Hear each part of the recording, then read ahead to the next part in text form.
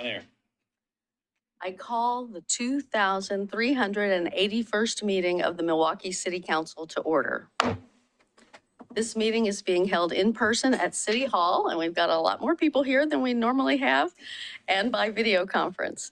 The public may participate in this meeting by coming to City Hall or joining the Zoom webinar. The meeting is being broadcast live on the city's YouTube channel and Comcast cable channel 30 in the city limits. There will be opportunities for the public to speak during this meeting. If you would like to address council, you may come to City Hall. If you are interested in speaking, please let staff know by filling out a yellow comment card for those at City Hall or emailing ocr@milwaukeeoregon.gov for those on Zoom. When it is time to take public comments, staff will monitor the comment cards, email inbox, and Zoom participant list and chat. We will take comments in the order that they are received and seen. Written comments may be emailed to ocr@milwaukeeoregon.gov.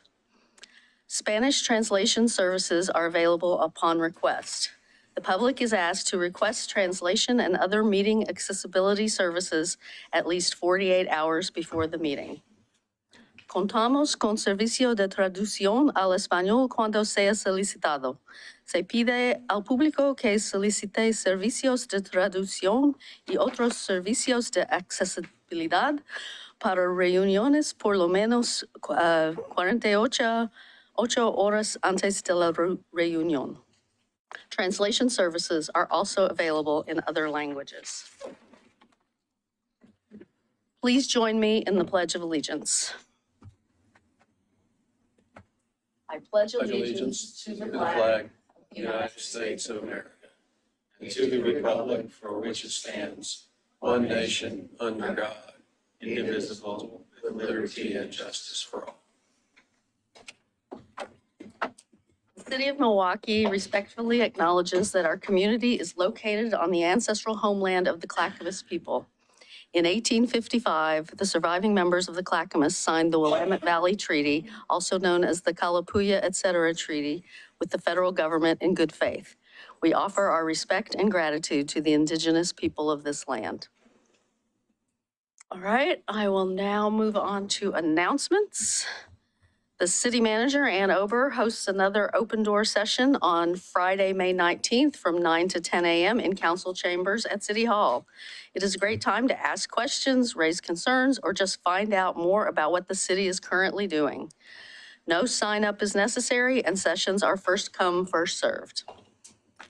Join the Milwaukee Pioneer Cemetery Association to help clean up the Pioneer Cemetery this Saturday, May 20th from 9 a.m. to noon. Volunteers are asked to bring trowels and gloves. The cemetery is located at 9515 Southeast 17th Avenue. Parking is available at the Pro Temp Associates parking lot across 17th Avenue from the cemetery. The last chance to purchase plants at the Friends of the Leading Library plant sale is this Saturday from 10 a.m. to 1 p.m. The sale takes place at Milwaukie Floral on Lake Road. Support the annual fundraiser for Balfour Park at the Ardenwald Johnson Creek Milwaukee Parks Foundation plant sale this Saturday, May 20th from 11 a.m. to 5 p.m.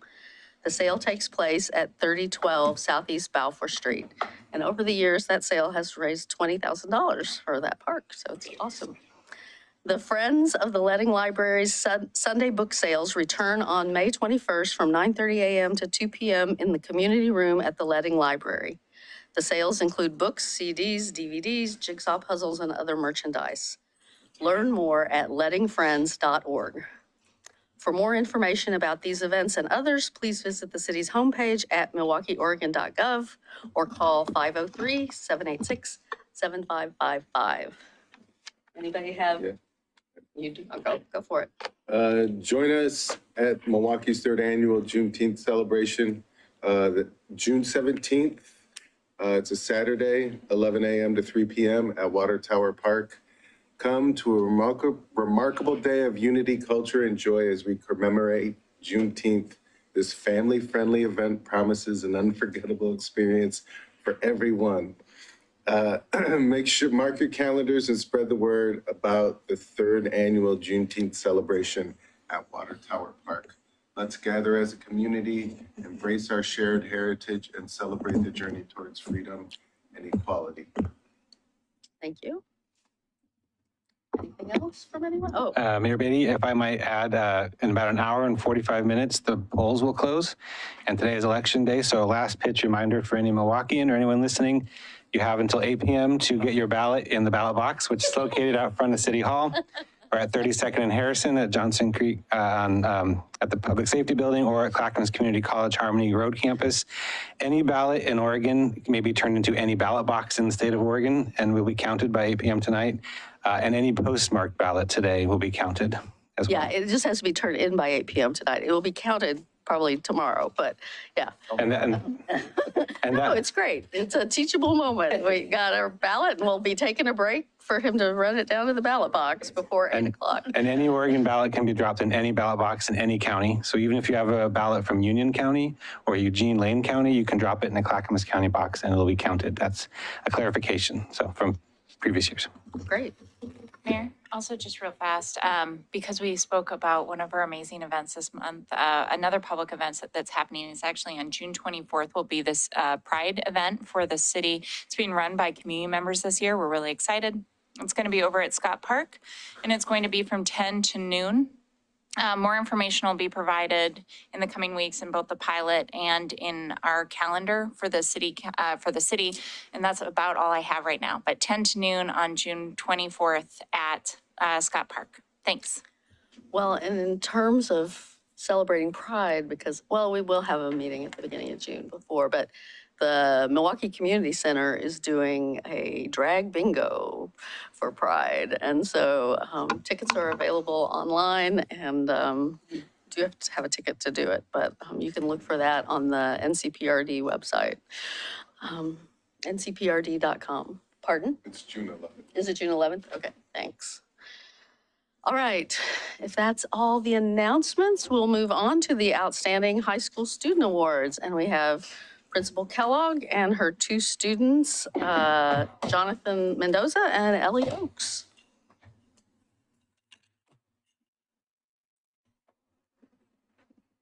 You're first and then-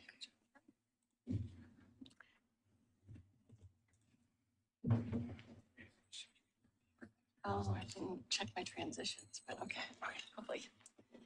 Well, I'm so excited to be here tonight to have Elizabeth and Jonathan, and it's Ellie.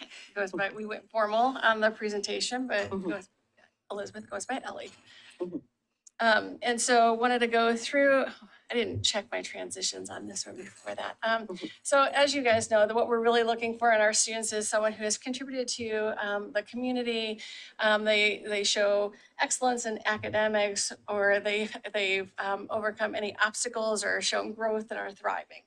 And every student that I've brought this year for our students of the month have just been amazing students. We have a school full of amazing students, but I'm so happy to highlight both of you here tonight. And so I'm going to talk about Ellie first. And so Ellie has a 3.9 GPA. She's taken 6 or more, maybe more, with AP classes. She's in pre-calc right now, and or is that last year? Last year, right now. And then, but really the strengths, really loves the history, writing, and that's kind of your thing. Involvement in tennis all 4 years, co-captain this year in National Honor Society. And the group was, a new club was formed, the Our Group. And it's the kind of looking at social issues within our community, within our state. Really looked at kind of more human trafficking issues, gun laws. They also had kind of more of a speaker come in and talk about kind of drug issues and about Narcan and about all of that kind of problem within our community, our society. She's also doing more art and selling her art at Made in Milwaukie. And that kind of came, and I'm going to let Ellie talk a little bit more about that in a minute, but kind of started doing some doodling and drawing and had more of her own characters. And I'll show you an example of that in a moment. And those are being sold at Made in Milwaukie since about November. And so she also plays the guitar and she's been doing that for 7 years, took 1 year kind of lessons, and then the rest has just been more self-taught. And so kind of that creative aspect as well.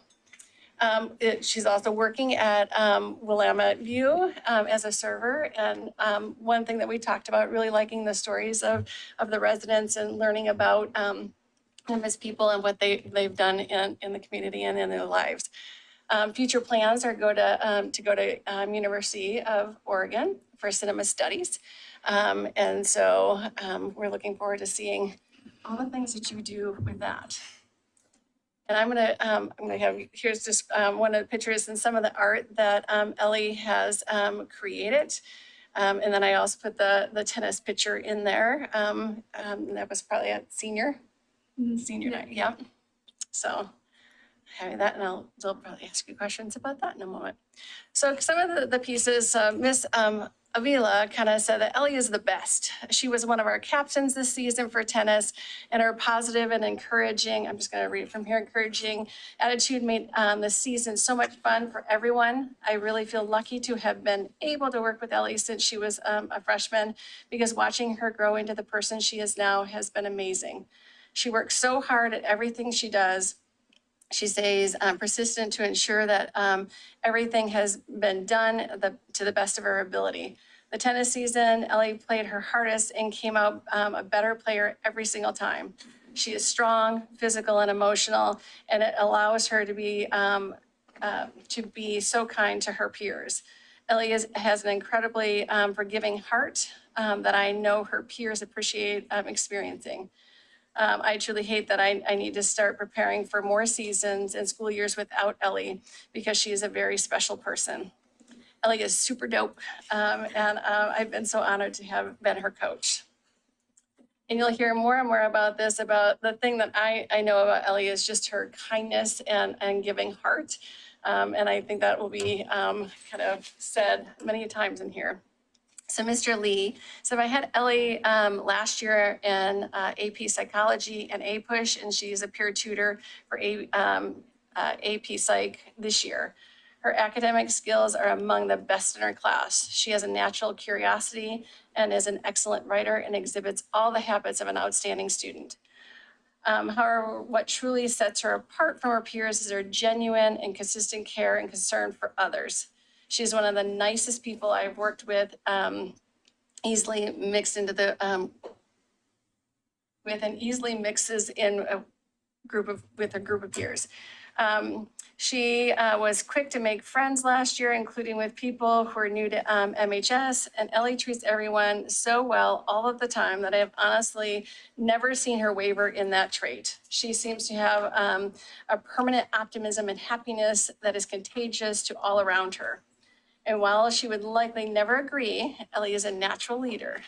This can be seen in her extracurricular programs, but also in her in the classroom, where she often sets the always positive tone for class and discussion, as well as small group projects. And then Miss Barrett, who wasn't able to be here tonight, she had to go home.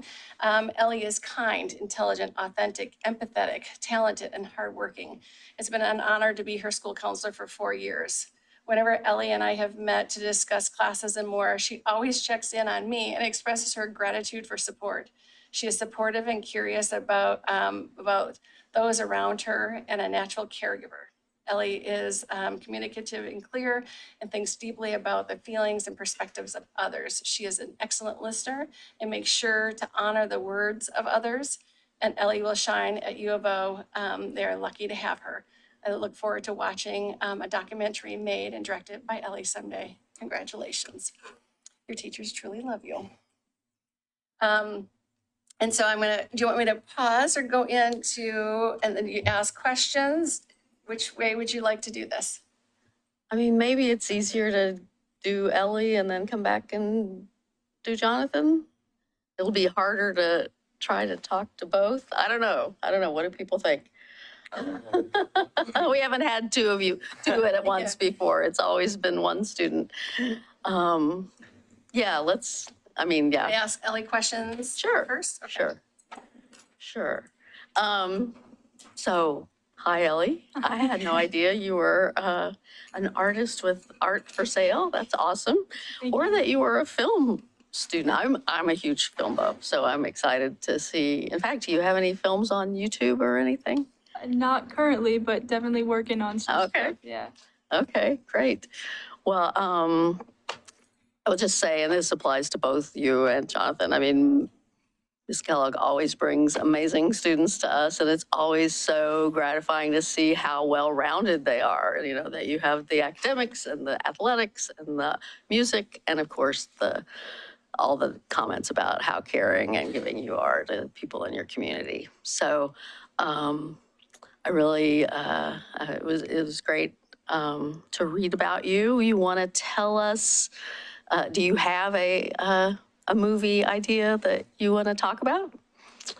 I'm always just really into telling the stories of like my friends and family and just like hearing experiences that other people have had, because I've always really been interested in storytelling, but not necessarily my own. Like I just want to be able to capture like the emotions of other people and where they're going in their lives. So just. Yeah. And have you taken film classes? No, actually. You don't really have them at the not school? Yeah. that I know of. But Yeah. I've always just been inspired by that. So Yeah. Okay, great. Well, others want to? Oh, Chairman. Congratulations. Now, when you all started high school, was that at the beginning of COVID? yes, it was The pod. halfway through our freshman year, yes. So here's my question. What have you learned about yourself through your whole high school experience, COVID and post-COVID? That I need structure, definitely. Academically, I definitely have thrived more back in school, but also I think that the time away was an opportunity to discover more about creatively what I was interested in, but definitely glad to be back. It was just two very different situations, so I think it helped me grow a lot and kind of become who I am. Congratulations. Can I have you add to about kind of that's where your art came from, Yeah, kind of through the pandemic? yeah, I sort of started that really when I had so much downtime, just like trying to find something to do, and that's kind of where I ended up, so. Yeah. Your dad didn't put you to work on construction projects, so.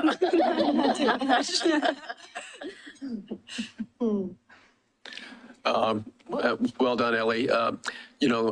Quite a list of accomplishments. The one that stood out to me is that you like to listen to the residents at the place where you work. Give us a story about one of those residents. I mean, there's just a whole lot. A lot of them attended Milwaukie when it was still Milwaukie Union High. They just tell me about how things worked, like schooling then, and then, just all their jobs that they held and like their families. It's just all so unique and like really makes the job a very like fun experience because it's just so. Well, you're giving them quite a gift just by lending them an ear, so thank you. Yeah. Congratulations. Thank you. It's a lot of hard work up on the slides there.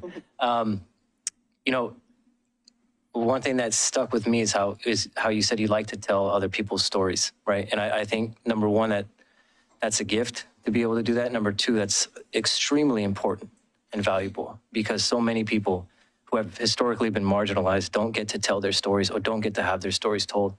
And to have somebody in a position that gives people that empowerment, I think is critical. And I think it's something that our society needs desperately. So I appreciate what you do. Stay inspired.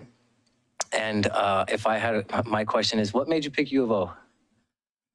Honestly, my visits to the campus and just seeing all the like opportunities there, it really spoke to me more than the other schools that I was considering. I really love the location and just I did some tours like with the major and it all just seemed really fitting. Like it was what was good for me. So that's why I went with it. It's a great school. Yeah. Congratulations. Thank you. Hi, Ellie. First, I wanted to say I really love your art. I've seen it at Made in Milwaukie, Oh, thank and you, it's thank you. just, it's incredible. And really captivating. So I think given that, you'll probably be able to do the same with filmmaking. And I really look forward to seeing that as well. You mentioned the experience of going through COVID and needing structure, and then it also seems like you've been balancing quite a bit through your experience at school. What advice would you give to other students that are trying to balance it all, but because it seems like you've been able to be engaged in the academics and be able to still express yourself. So how have you made that work? Well, academically, to stay on top of things, my mom always told me to make lists, and it has definitely helped kind of just lying I've out. seen your mom's lists. It's just everything I need to do and kind of going down the list and figuring what's important, but just also really like remembering that I need time to be able to be creative and not like focused on all the things that are like required of me through school, even though those are also very important. Just like making sure that I'm giving enough time to everything so I don't feel too stressed out by one thing or another. Yeah, that's great. Well, congratulations. Thank you. Thank you so much. And I guess we'll turn to Jonathan. Yeah. Switch. Yeah, let's switch. You ready, Jonathan? Switch places. So I am honored to bring Jonathan forth too. I want to thank you guys for letting me bring both students since I wasn't able to be here last month and to honor both of our students. And so Jonathan has a 3.6 GPA. He's been in Wind Ensemble for 4 years, and that was during the pandemic too, which is very hard to be maintaining during the pandemic and still being engaged in that. In ninth grade, kind of the piece of that is from ninth graders, they don't usually go right into the most advanced bands and programs. And Jonathan went from freshman year into the most advanced band class and played the clarinet, but then also has picked up the tenor saxophone. And so very talented in that arena.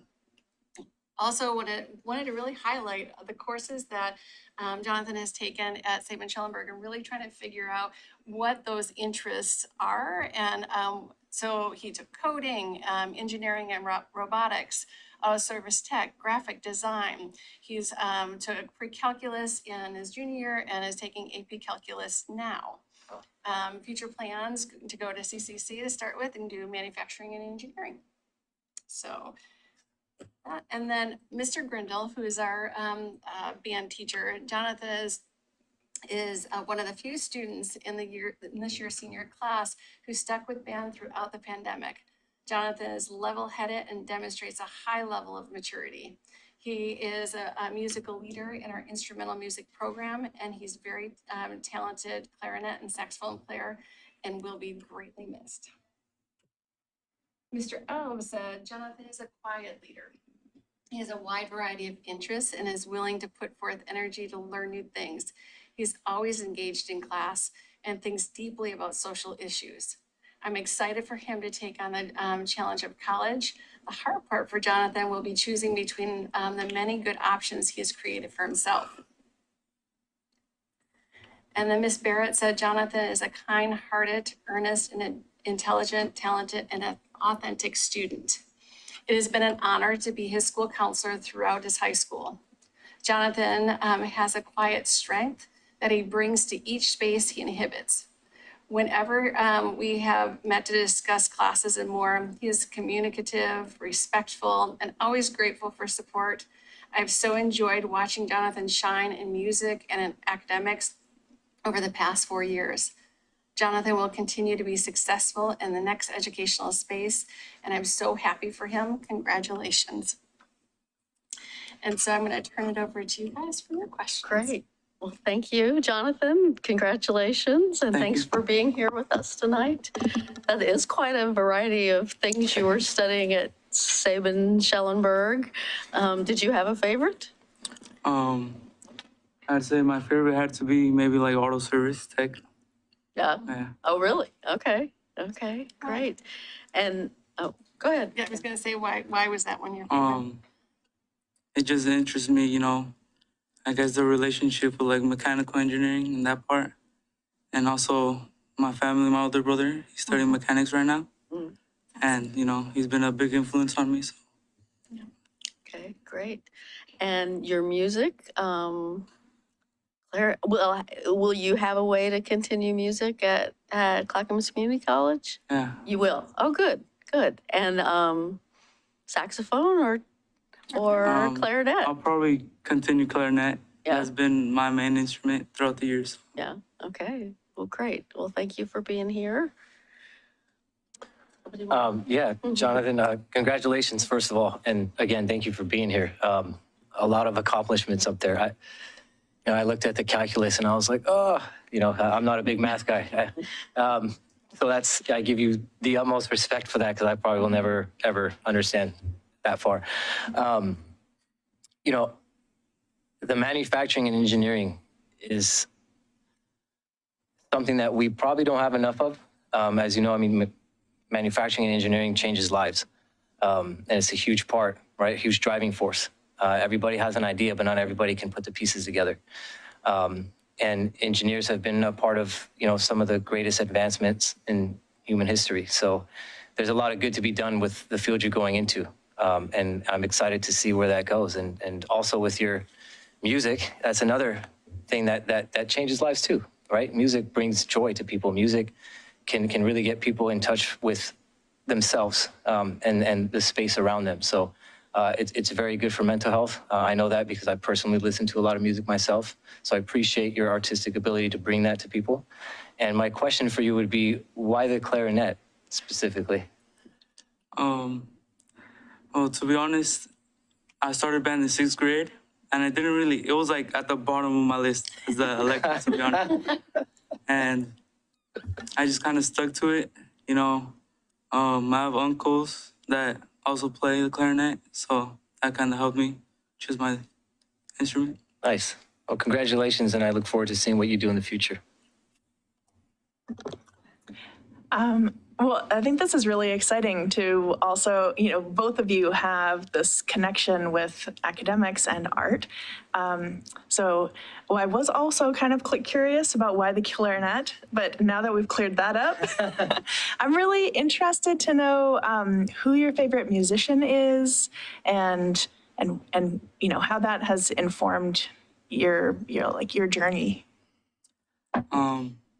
I don't really have a favorite musician. There's so many of them. And now that I've started playing the tenor saxophone, it's like almost two different worlds. Because I've been so used to playing like concert music, and now with the tenor is like more jazz. And it's, you know, a big difference. Do you like one over the other? I'll probably see the clarinet stuff. So, Yeah. okay. You've got range in a lot of areas. Awesome. Congratulations. Calculus, I failed when I was in college. Didn't even come close to it in high school, not even close. And the mayor stole my question about, are you going to continue? CCC has or don't they have a band?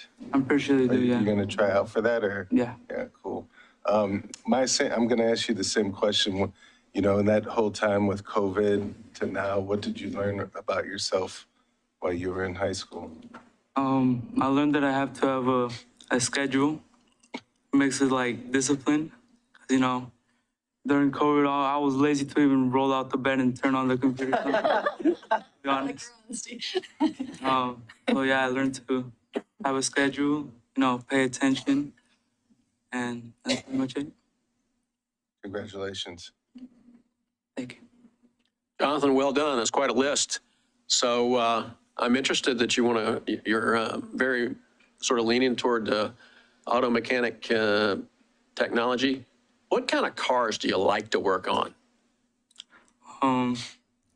Well, the true answer would be cars that are easy to work on. You know? What are those? The old ones. But It's I gotten mean, harder. yeah, it's gone harder since a lot more things are like more technology based, like Yeah. hardware, like coding stuff. So I'll say probably older cars. Yeah. Well, I like to see a person who's got an artistic bent, a mathematical bent, but they can be a gearhead too. Yeah.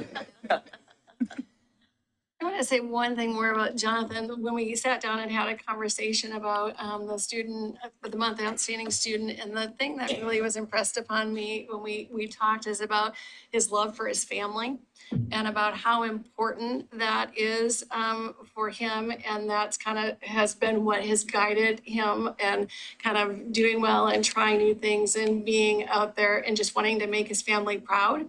And that came shining through to me, and that was important to me. And I was remiss if I didn't say that. That was the piece that really touched my heart. So Thank you. And I see he's got family here, as does Ellie. It's great. That's always one of the nice things about these Student of the Months is the family. It's seeing the family support and connection. So I have their stuff. And do you have more that you're going to present to us about the school? The school year is almost over. There's no. we're gonna finish strong. That's all I gotta say. Finish strong. And graduation is It's on the 12th. 12. We're the first school to graduate on my first year as principal. We're gonna do great. All right. Well, thank you guys so much for coming.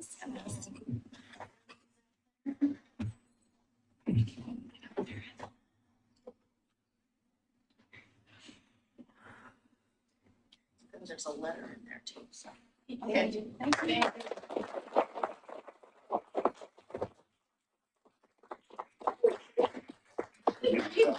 Sorry, I didn't do the main part of my job, which is to read what I just handed you, which is this certificate. And the certificates are individual. They don't have both of your names on there, but the staff did this so I wouldn't forget. But the city of Milwaukee is proud to recognize for outstanding student achievement in academics, civic engagement, and extracurricular activities at Milwaukie High School,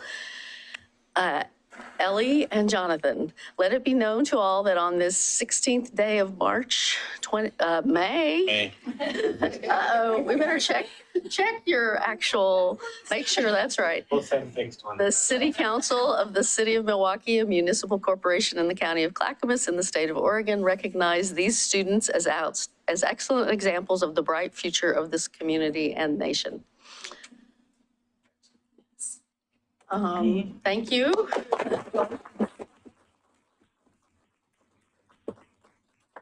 And actually, do we think the certificates are right, or do we need to, oh, the thing in the folder, does it say March or does it say May? Okay, we'll send new ones to the school and, Sorry yeah. about that. It was last March when we did this, so that's, yeah. Okay, thank you guys so much. All right, with that, we will move on. Bye. Bye-bye. Thank you for coming.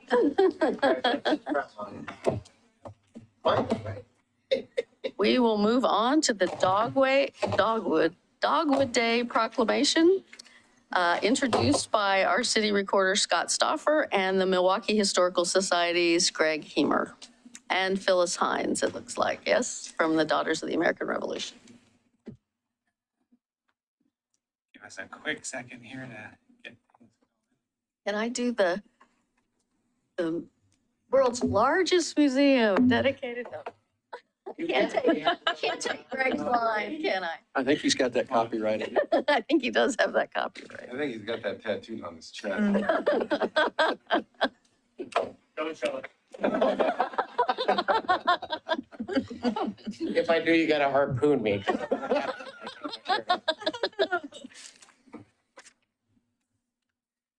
Greg, you'll be able to control your own slides there by hitting the arrow keys. Oh, And then when you get to the video, let me know. I'll hop back over. Mayor Beatty, City Council, and city staff, thank you for having Milwaukee Historical Society, the owners and operators of the world's largest museum dedicated to Milwaukee, Oregon history. The Milwaukee Museum now open Saturdays, 11 a.m. to 4 p.m.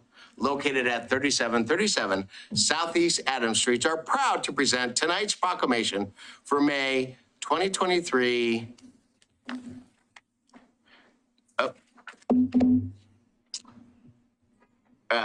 Dogwood Day Proclamation. My name is Greg Humer, the Communications Director. I did not change that on my script. Milwaukie Museum prides itself in sharing our goal of preserving Milwaukee's past for future generations. Do not miss our June 7th Letting Library Lecture Series entitled The Mayors, our performance at the museum in July, August, and September, and our newest exhibit, Milwaukee's Historic Women, Activists, Leaders, and Great Personalities, opening in mid-June. We pride ourselves on free admission to all events because as income inequality should never be a reason to enjoy great programming and learning about our great city. Happy 120 years, Milwaukie. We all know that people have occupied this land for thousands of years before we were incorporated. But tonight, we celebrate that great day. Our incorporation was due to dynamite being stored in town, and now we had exploded into the best town in the city of Oregon. Over the last 120 years, we have changed, but we have still kept that small town charm with a loving community. Tonight, for your birthday, I present a gift from our community members to you, our favorite city, Milwaukie. In 2021, we started the Milwaukie 2023 project. We recorded over 50 interviews from people that have lived their whole life in Milwaukie to the newcomers. We asked 5 basic questions. Who are you? How long have you lived in Milwaukie? Why did you come to Milwaukie? What do you like best about Milwaukie? And what is your favorite story about Milwaukie? You can view all the interviews in their entirety on the Milwaukie Heritage YouTube channel. As our gift to the city, I have given Scott, our wonderful city recorder, a copy of the long version of the video. But tonight, because we're only limited to 5 minutes at a time, which now we're going to stretch this out to about 15. We have created a shorter video. Hope you enjoy. And by the way, thank God for for Josh and Melody of Willamette File Studio, because I started cutting videos and it is such a long process. The people that sit in that booth are freaking awesome because they all make us look good on MTV, Milwaukee Television. It's true. They do a great job. They do. They do a great job.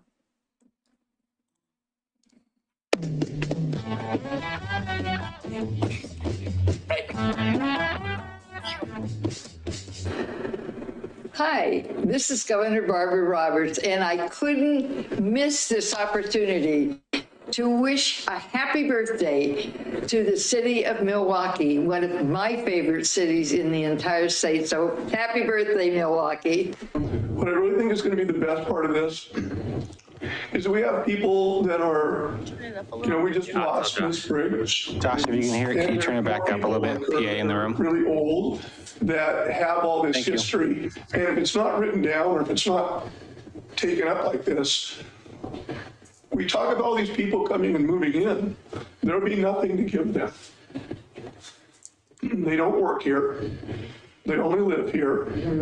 And so if we don't have something to give them, you can't expect them to embrace Milwaukie. So that's why I think it's important, and definitely wish it a happy 120th.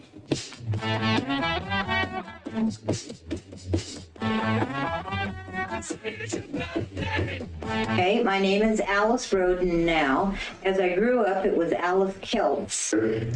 Well, the name is Harley Brown. Everybody calls me Brownie.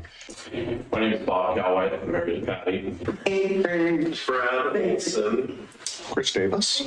Champ A. Houston. So I'm Corey Beckman, formerly Corey Lights. My name is Daniel Andrews. Dave Aschenbrenner. Like that. David Tyler. Hi, I'm David Parker. I was born Debbie Schreiber.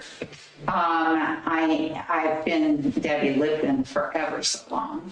That's Nicodemus. My name is Dick Mountain. My name's Yvette Van Dyke. My name is Hamid Shibata Bennett. I'm Janet Cartmill. My name is Joel Bergman. My name is John Smith. My name is Kay Endel. My name is Ken. I'm Gary Klein. I was born October 23rd, 1946. And Ronald Klein, the number 2 in the family, and September 10, 1945. And Doug Klein, or Douglas Klein. I was born November 8, 1942. Larry Cheragino. Lisa Lashbrook. Stephen Lashbrook. My name is Linda Carr. So my name is Lisa Ann with an E, Kenyon Rinker. My name is Lyle Phelps. So, my name is Marty Hanley. I am the supervisor at the Milwaukie Community Center. Michael Mansell. Molly Douglas. I'm Nancy Belmont Whitty. Pam Denham. I'm Patty Cowlight. Robert Massey. Okay. Hi, Sabina. Thank you for doing this with us. Hey, Sabina. I'm sorry. Thank you. Sabina Spencer. Spicer. He's got Spencer here. I know. I'm going great. Yeah. Your last name? I'm Scott Barber. Terry Geyer, Brindell. My name is Tina Kirk. Wes, And you have a last name? you're up, Jen. Okay. Okay, fine. My name is Wilda Parks. My name's Adrian Thomas. I was born at Dwyer Memorial Hospital in 1969. My sister and I were the first twins born in the hospital. 62 years as a pharmacist in Milwaukee. Well, And I was the 5th oldest pharmacist, licensed pharmacist in the state.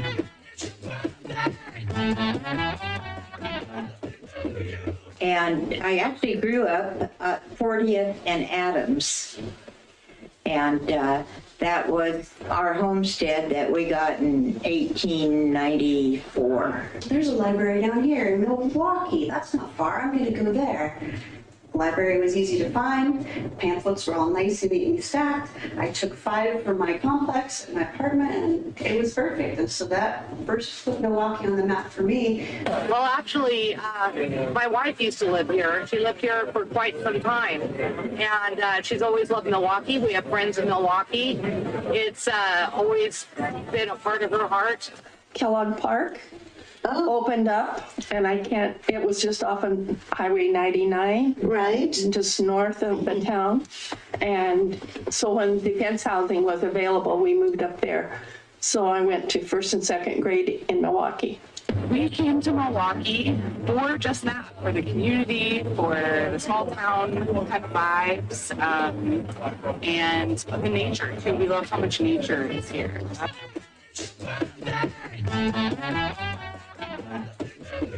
What I best love about Milwaukie, I love the people, I love how the neighbors are so welcoming, and I love the farmer's market, which we're at today. And I think it's a city that really activates its citizenship, and I love seeing the level of involvement go up. It feels like over the years, watching young families continue to want to move here. Boy, it's just such a pleasant place to live. We've got some land, and we've got the creek running through our backyard, and we just love it. I like to take my grandchildren to where I went to when I was a child, and a lot of those places are no longer around. I took my children to Perry Pharmacy not too long ago, and we had ice cream sundaes there. And so that was really nice to get to sit on the benches or the stools that I used to do as a kid and drink green phosphates and, just hang out at the counter. And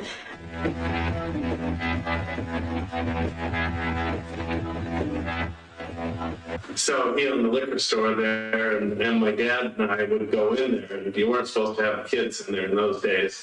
And I'd go in with my dad, and he'd go over, and he drank Black Velvet, so he'd go over and get a pint, take it up, and Bullheader would say, well, he says, that's $4.95 or something like that. He'd tell me, he says, well, I don't have it right now. Can you put it on my tab?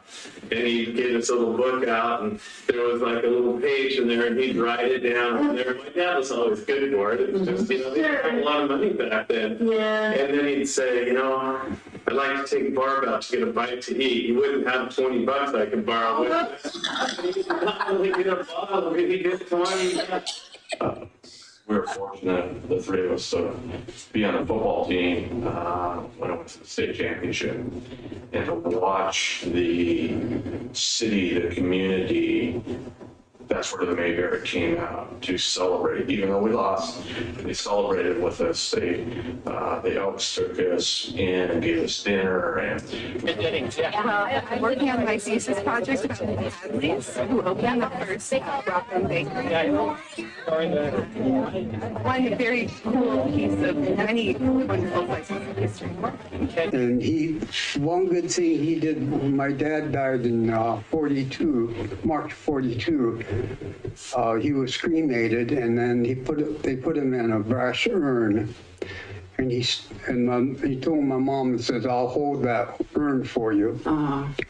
And when we got back, we went after the urn. And at that time, we were living at Coida's greenhouses.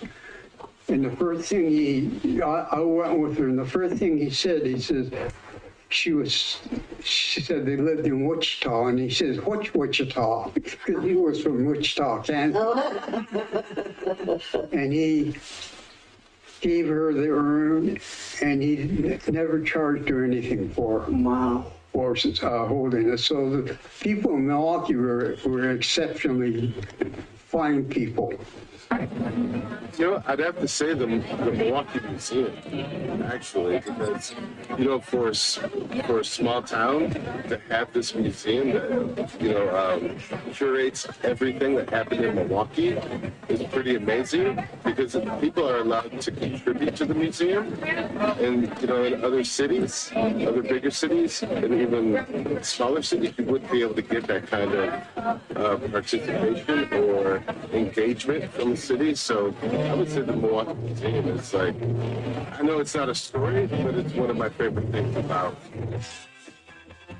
I did not pay Disney to do that.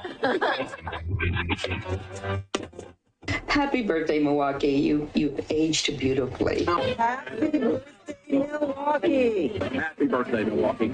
Well, sure. Happy anniversary to 120 years. 120. Yeah. Oh, happy birthday, Milwaukee. Happy birthday, Milwaukee. I'm really glad to live here, and I want to continue doing that till the day I die. Yeah, happy birthday, Milwaukee. Happy 120th. Yes, I was around for your 100th birthday, and I'm happy to be around for your 120th. Happy birthday, Milwaukee. Yeah, it's hard to believe it's 120 years already. And yes, absolutely happy birthday, Milwaukee. And here's to another 120, right? Right. Yay! Yay. Happy birthday, Milwaukee. Happy birthday, my hometown, Milwaukee. Happy birthday. Happy birthday, Milwaukee. Happy birthday, Milwaukee. Excellent. Happy 120th anniversary, Milwaukee. Congratulations. Keep up the good work. Happy birthday, Milwaukee. Happy birthday, Milwaukee. I know I haven't been here for 120 years, but sometimes it feels like it. And I'm very proud and look forward to many more birthdays with you. Well, Milwaukee, 120 years is looking good on you. It's buon compleanno, Archita, Milwaukee. Happy birthday, Milwaukee. Happy birthday, Milwaukee. Happy birthday, Milwaukee. You're looking good. Happy anniversary, City of Milwaukee, 120 years, going strong. Happy birthday, Milwaukee. Happy birthday. Happy anniversary, Milwaukee. Happy birthday, Milwaukee. Milwaukee's always been good to me and our family, and we hope to see you for another 120 years at least. Happy birthday, Milwaukee. Thank you so much. Well, happy birthday, City of Milwaukee. It's been a pleasure growing up here in this community, and I'm looking forward to a lot more years of hanging out and being involved. Happy birthday, Milwaukee, for 120 years. I've only been here a few of those, but I'm glad you're here. Happy birthday, Milwaukee. Happy birthday, Milwaukee. Happy birthday, Milwaukee, Dogwood City. Happy birthday, Milwaukee. Happy 120th anniversary, Milwaukee, from the Spicer family.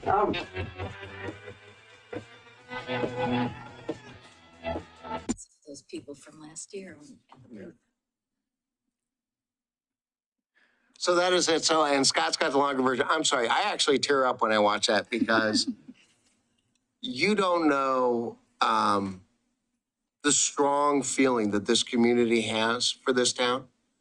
You all are a part and a piece of it.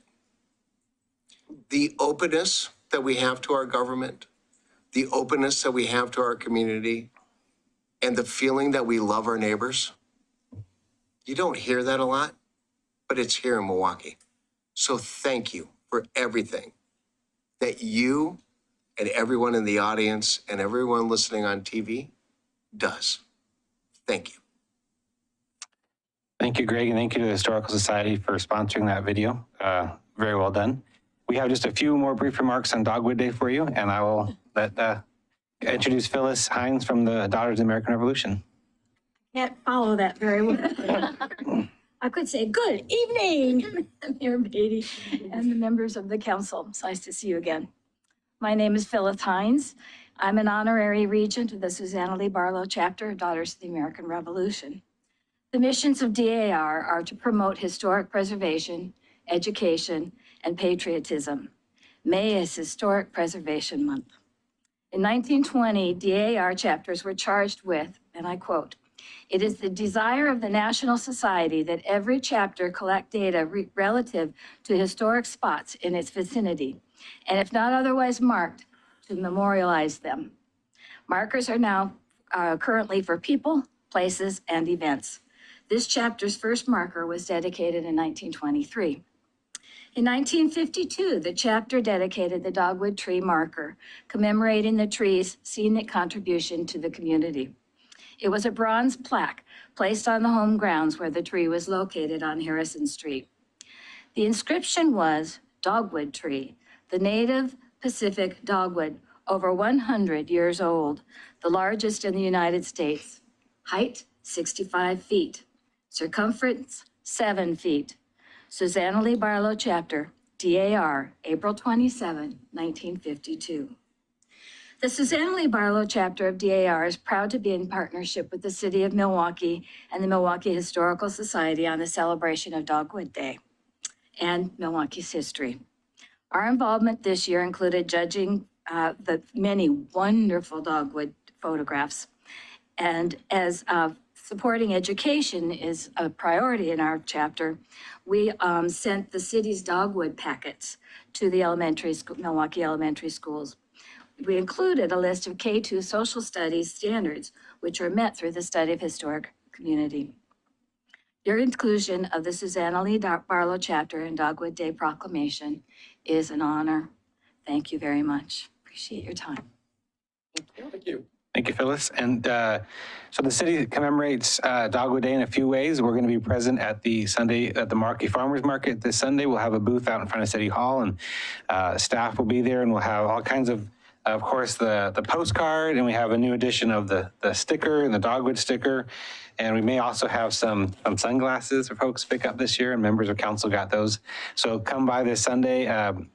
The market hours are 9:30 to 2, I believe. And then for, I believe, the 5th year, we did an Instagram photo contest. If folks take a picture between mid-April to mid-May as the dogwoods bloom, and they post it on publicly visible Instagram accounts and use the hashtag Milwaukee Dogwood. We had 16 photos submitted that way this year. Thank you to all who participated. It was really a hard decision to make. There were some gorgeous photos. The dogwood is really quite photogenic, and we have an amazing cadre of photographers in our community. So our winners this year, as selected by the staff and volunteer committee, are from Noah Rudder with his one there on the middle of the slide, or the one on the left.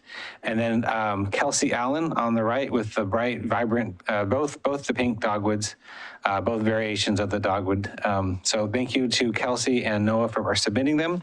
As the winners of this year's contest, please come by City Hall and pick up your Dogwood Day packet, which includes a Dogwood Day puzzle of the postcard, as well as the stickers and postcards and sunglasses. So Noah and Kelsey, if you're listening, we did reach out to you on Instagram, and I know you were communicating with Jordan Imla, and so we hope you come by the City Hall and pick that up. Stop by the market this weekend, and with that, I think, Mayor Beatty, if you wouldn't mind reading the proclamation. Whereas the Pacific dogwood, Cornus nutalii, was nurtured and cultivated by the earliest settlers of the Milwaukie area, including the Clackamas people who used the dogwood to weave baskets and make other utensils. And whereas the Oregon State Legislature incorporated the town of Milwaukie on May 21st, 1903, after years of organized community action that sought to seek local control of the area's infrastructure and shared spaces. And whereas on April 27th, 1952, a plaque was placed by the Susanna Lee Barlow chapter of the Daughters of the American Revolution at the home of Milwaukee's first mayor, William Schindler, to mark the location of the then largest native Pacific dogwood in the United States, which stood at 65 feet in height and 7 feet in circumference. And whereas on July 9th, 1962, the City Council designated the Pacific dogwood as the city's official flower and the Dogwood City of the West as the city's nickname. And whereas the people of Milwaukie continue to appreciate the Pacific dogwood and other dogwood species by planting them in yards, parks, and shared spaces. And whereas by designating May 21st as Dogwood Day, Milwaukie continues to recognize the beauty of the dogwood blossom as an emblem of our shared commitment to the earth and to each other. Now, therefore, I, Lisa Beatty, Mayor of the City of Milwaukie, a municipal corporation in the County of Clackamas in the state of Oregon, do hereby proclaim May 21st, 2023 to be Dogwood Day in Milwaukie, the Dogwood City of the West. All right, so stop by the farmer's market. It's going to be a much nicer week at the farmer's market this week than last time. Than last week when it was so hot. So yeah, stop by and come across to the City Hall driveway and pick up some dogwood swag. All right, well, thank you guys. Thank you very much, and thank you, Greg and Phyllis. Yeah. All right. So Greg's gonna stay up there, and he's gonna be joined by Lisa Graytrick. Do I pronounce that right? Yes, Lisa Graytrick. Who is a resident of the Linwood neighborhood? Am I right? Yeah, Linwood neighborhood. Linwood neighborhood. And she's a historian by profession, and they are going to do a little bit of background for the Historic Preservation Month proclamation. And I don't know who's going first. Go first, and then we can switch spots. Okay. Yeah.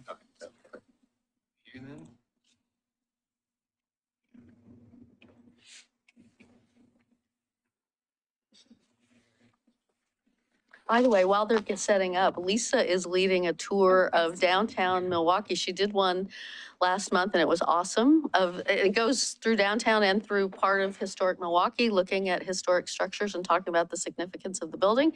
And the reprise of it is on June 10th? Yes, June 10th, there'll be an encore. Yes. And I am hoping to potentially have a third time as well that we'll allocate, but we'll just see. We'll see how popular it is. The first one sold out. We're hoping for a good turnout for this next one. It is through the Architectural Heritage Center, which is a nonprofit organization that is based in Portland. I volunteer with the Architectural Heritage Center. I'm here in my volunteer capacity. I'm not like formally, as the Architectural Heritage Center. However, I do volunteer with them, and that includes the tour in Milwaukie. All right, Mr. Hemer. Mayor Beatty, City Council, and City staff, thank you for having Milwaukie Historical Society, the owners and operators of the world's largest museum dedicated to the city of Milwaukee's history. Milwaukie Museum opens Saturdays 11 to 4 p.m. at 3737 Southeast Adams Street. Are proud to present tonight's proclamation for May 2023 Historic Preservation Month. My name is Greg Hemer, the Communications Director.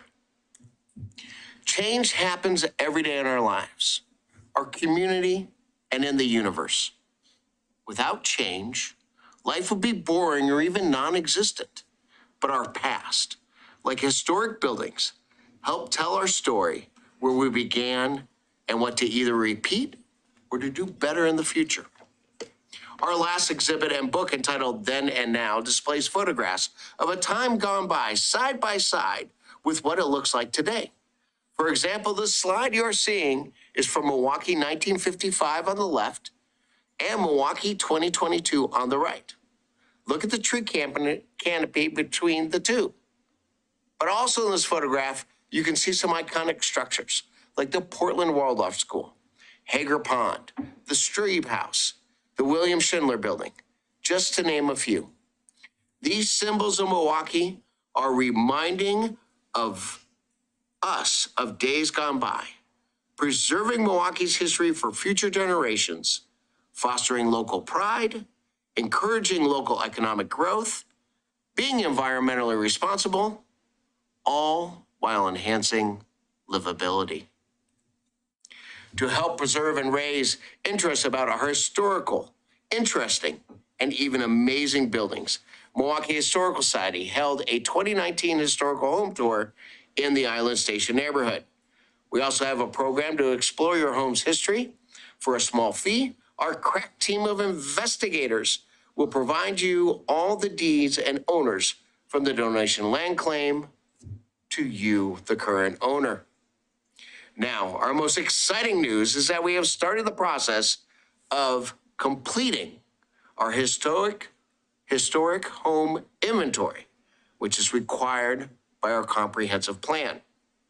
Our hard work team, our dedicated volunteers, will complete the project by the end of 2024. As always, because you know me, Milwaukie Museum will hand over the report to the city, and the professionalism will allow it to be a completed project, saving the government money, not having to hire a consultant to do the work.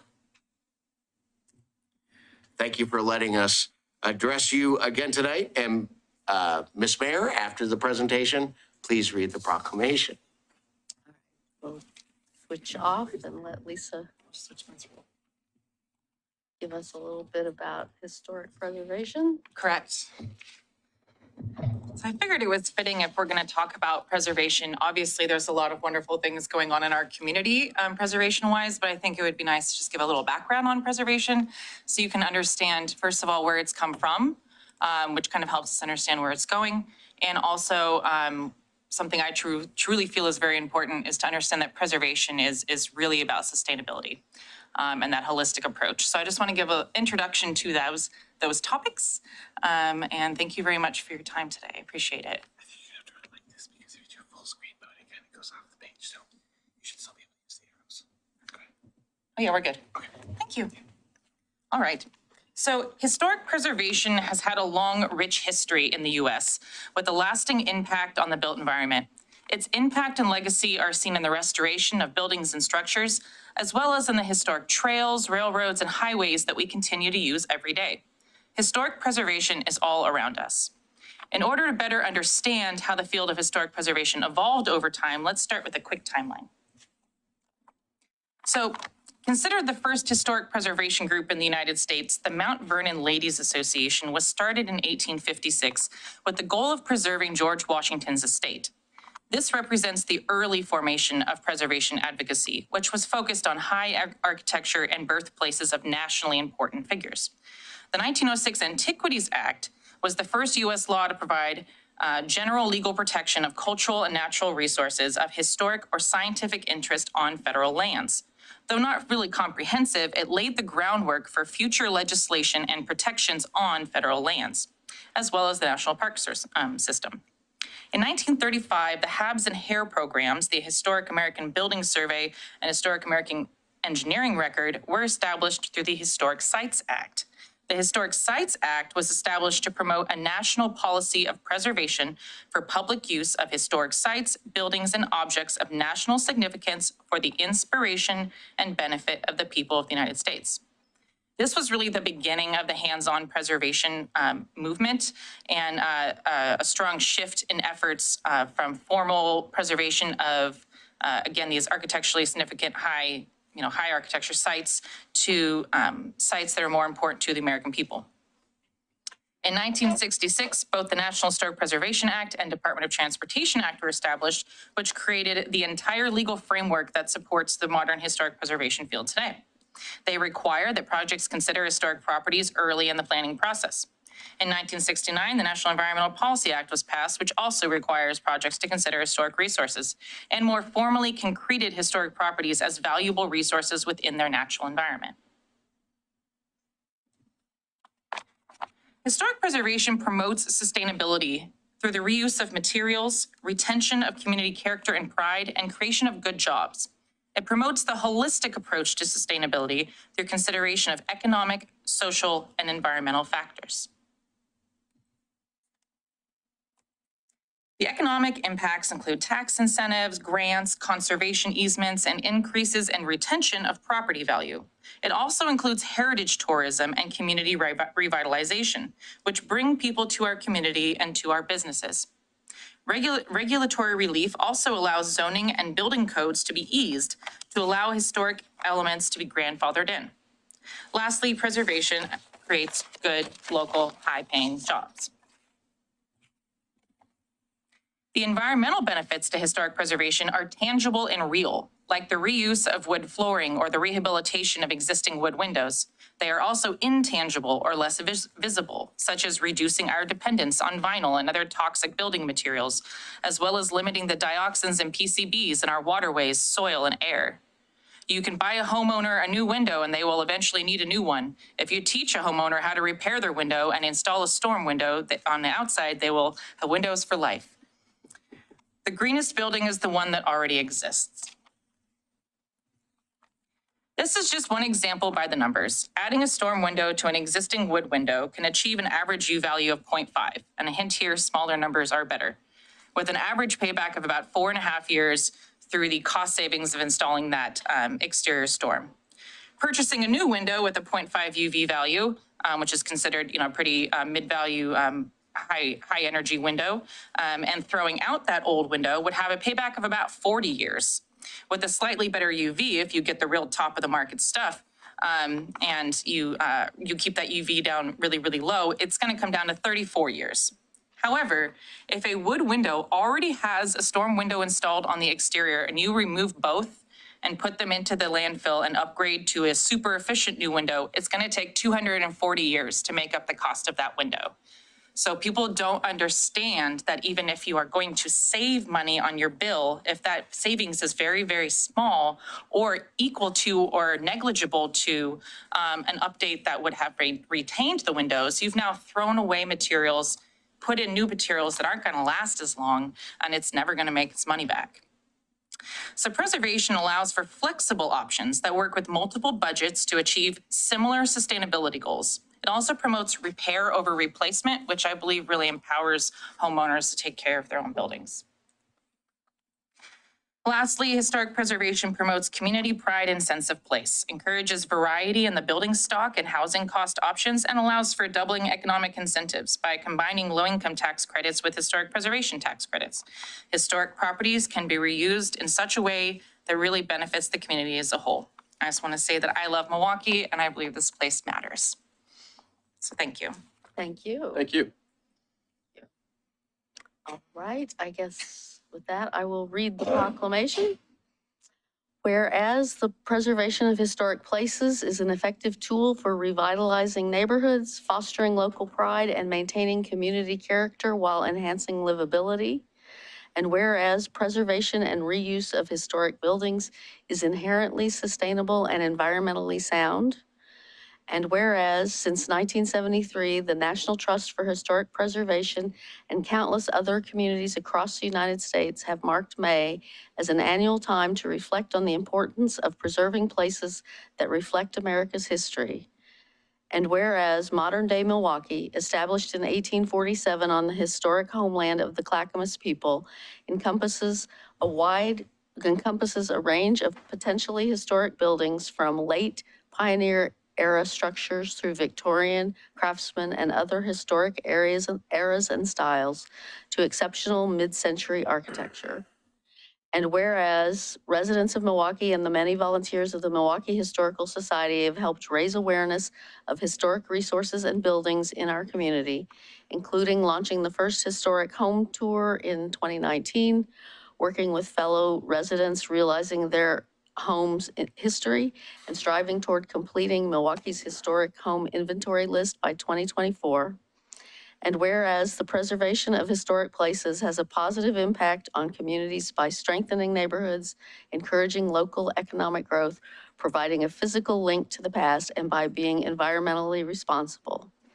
Now, therefore, I, Lisa Beatty, Mayor of the City of Milwaukie, a municipal corporation in the County of Clackamas in the state of Oregon, do hereby proclaim May 2023 as Historic Preservation Month in Milwaukie to increase public understanding of the importance of preserving our history for future generations. Thank you, guys.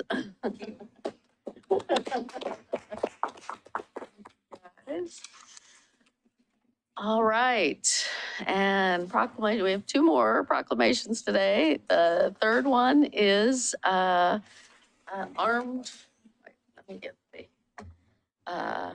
Forces Week, and this is Councilors Khosrowshahi and Massey.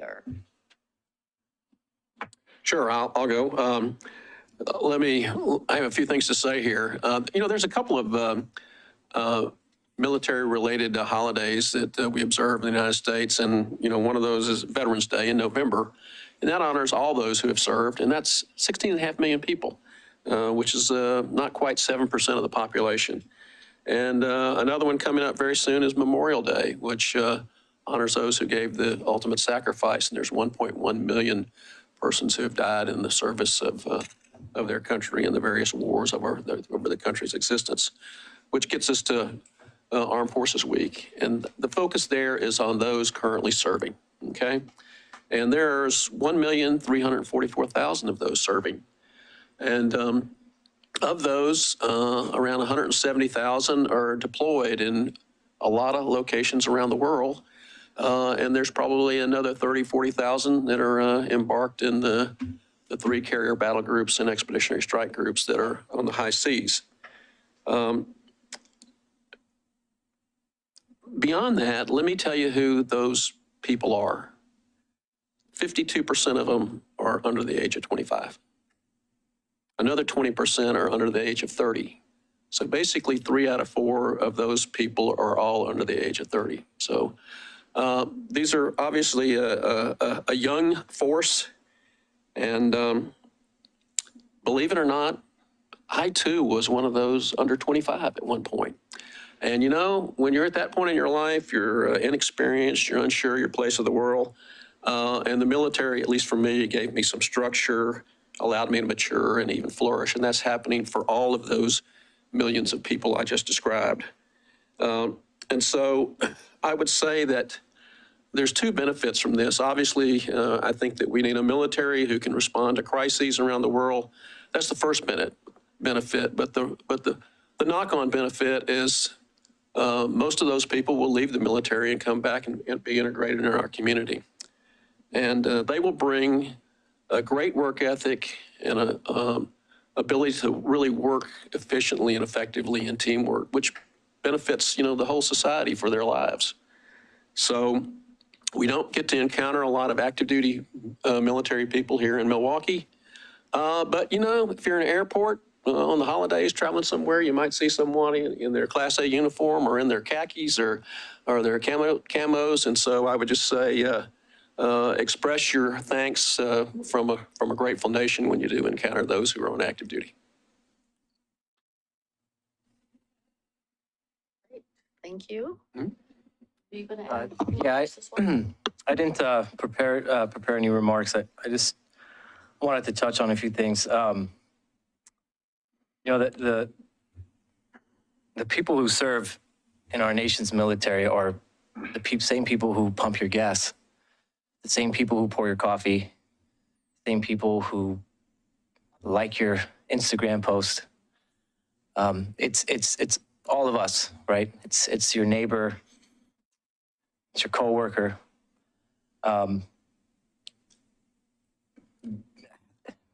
Serving in the armed forces is not an easy thing to do or an easy decision to make. It's not, you can't quit.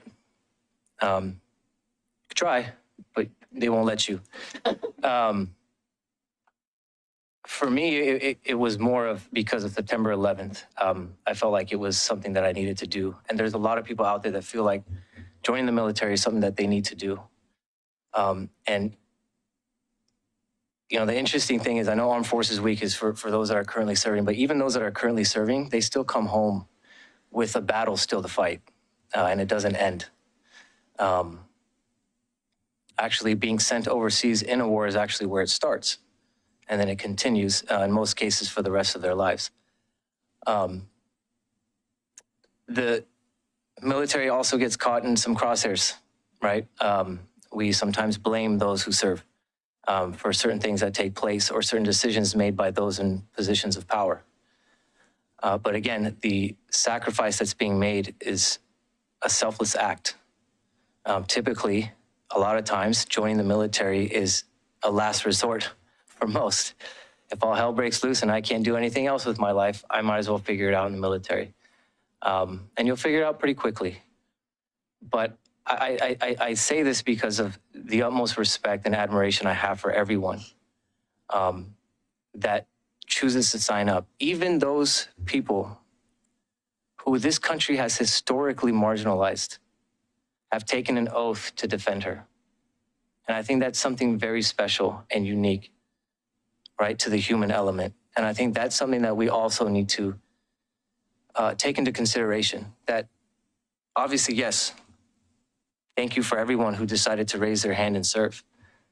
But there's a special thanks to those who may have to hide their identity in order to serve, who historically were enslaved, but still chose to serve this country.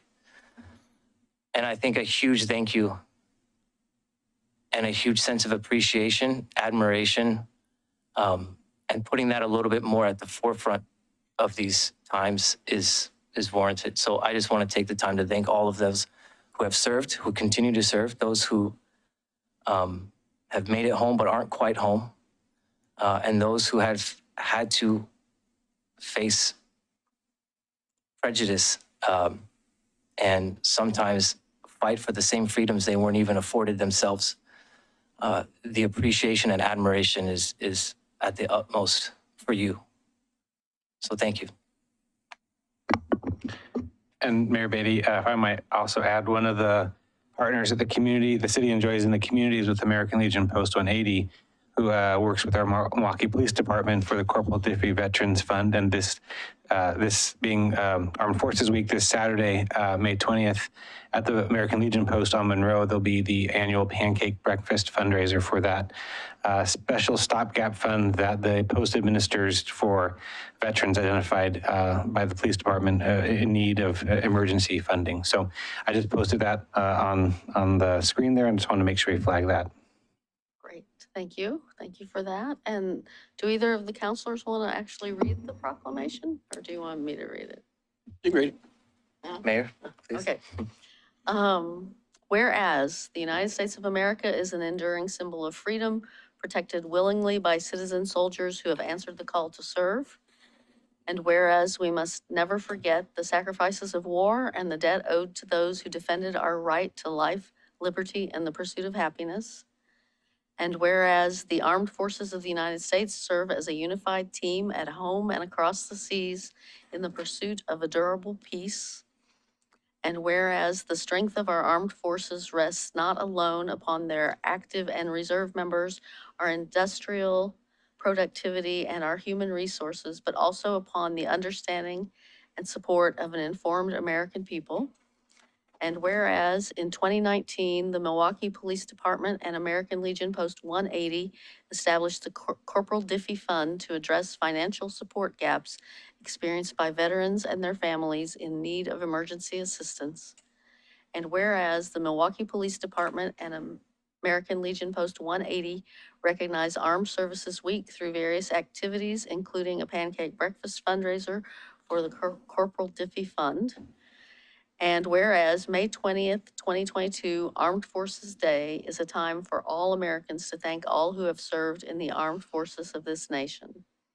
Now, therefore, I, Lisa Beatty, Mayor of the City of Milwaukie, a municipal corporation in the County of Clackamas in the state of Oregon, do hereby proclaim May 13th to 20th as Armed Forces Week in the City of Milwaukie. Thank you, guys. That was great.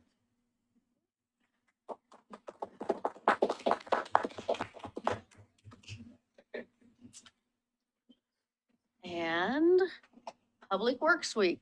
And for that, we have our Public Works Director, Peter Passarelli. Good evening, Mayor Beatty, Council President Nicodemus, and council members. I'm Peter Passarelli. I'm the Public Works Director. And I'm here this evening to introduce the proclamation for the National Public Works Week, which runs from May 21st through May 27th of this year. This event marks the 63rd Annual National Public Works Week. A public works department is essential to a healthy, safe, and functioning city. Our public works department is staffed by 39 hardworking and dedicated employees who are focused on providing vital services to the community. Our department ensures community members can move safely through the streets. Stormwater runoff is captured, treated, and conveyed to adjoining water bodies. That community members are provided clean, quality drinking water 24 hours a day, and that wastewater from homes and businesses is collected and delivered to a treatment facility where it's treated and protects the public and health and environment. Our public works staff ensures that our urban forest, waterways, riparian areas are protected, and that the city is prepared and resilient for climate change, and that our community facilities are lit, warm, and ready to be utilized, or in this case, cool this afternoon to be utilized. As the Public Works Director for Milwaukie, I'm proud of our department's hard work and their contribution to the community. With that, I'll pass it to Mayor Beatty to read the proclamation. Thank you. Well, thank you, and thanks to all your staff for all they do. We sometimes complain about over air conditioning or various temperature things in these old buildings, but I don't know if people caught the news, but like the Schnitzer Concert Hall air conditioning has gone out, and they're not going to have a fix for it for like 8 months or some crazy amount of time. So it is a reminder of what it is to keep old facilities going, and it is a challenge. So thank you and your staff for everything you do. So with that, and I will say your proclamation is a model we should all live by because it is nice and concise. Whereas public works services are important to the health, safety, and well-being of Milwaukee's citizens, and whereas these services are provided through dedicated public works professionals who oversee water distribution, water treatment, wastewater treatment, sewer systems, urban forests, equipment services, public properties, solid waste systems, city streets, and water utilities. And whereas this year marks the 63rd Annual National Public Works Week, and this year's theme is Connecting the World. Now, therefore, I, Lisa Beatty, Mayor of the City of Milwaukie, a municipal corporation in the County of Clackamas in the state of Oregon, do hereby proclaim May 21st to 27th, 2023 as Public Works Week in Milwaukie. Thank you. Thank you. Yeah, so we do have a typo there to fix. You saw it? Okay. Yeah. Thank you, Peter. Thank you. Yeah, I was. Oh, hey, yeah, could you run this down for me? Are you staying or are you? Oh, yeah, yeah. If you're Well, staying, don't worry, because I can take a break. I mean, Let's keep this going. I think Peter's young enough, he can run that down. okay. Okay, well, we will move on to community comments then. This is the part of the agenda during which council will hear community member comments regarding city business. For those in person who wish to speak, please submit a yellow comment card found on the table just outside the door. If you are on Zoom, please use the raise hand reaction to alert staff that you wish to speak. And when instructed to begin, click the microphone option to unmute yourself. Before reading further, since we don't have anyone giving community comment here in the room, do we have anyone on Zoom? No. No one on Zoom. Okay. Then I would dispense with reading the rest of that, and we can go to the consent agenda. Tonight's consent agenda includes minutes of the City Council April 11th, 2023 study session, April 18th, 2023 work session, and April 18th, 2023 regular session. Does any member of council wish to remove an item from the consent agenda? Seeing none, I'll entertain a motion. I move to approve consent agenda as presented. I second. It's been moved and seconded to approve the consent agenda as presented. All those in favor say aye. Aye. Aye. Opposed, say no. None heard. It passes unanimously. All right, I think we should take a break now before we go into the next item, because I think this will be a fairly long item. So let's just take a 5-minute break and come back at 1:45.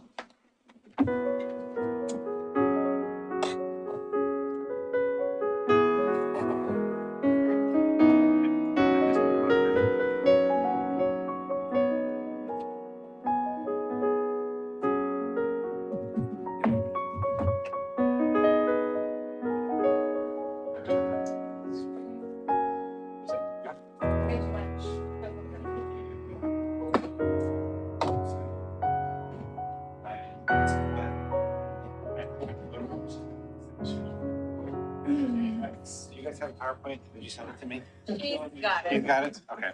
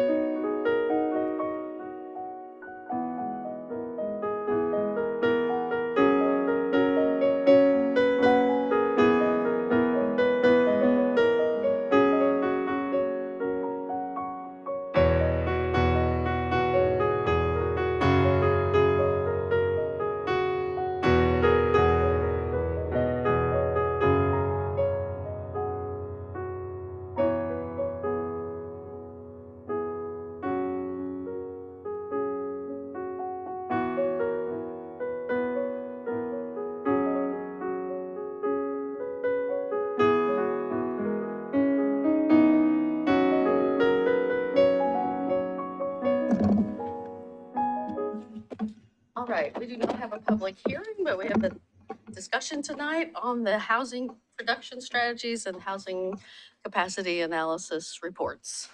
Yes. Thanks. 200 pages plus, so Yes, I'm sure you all read every single word too.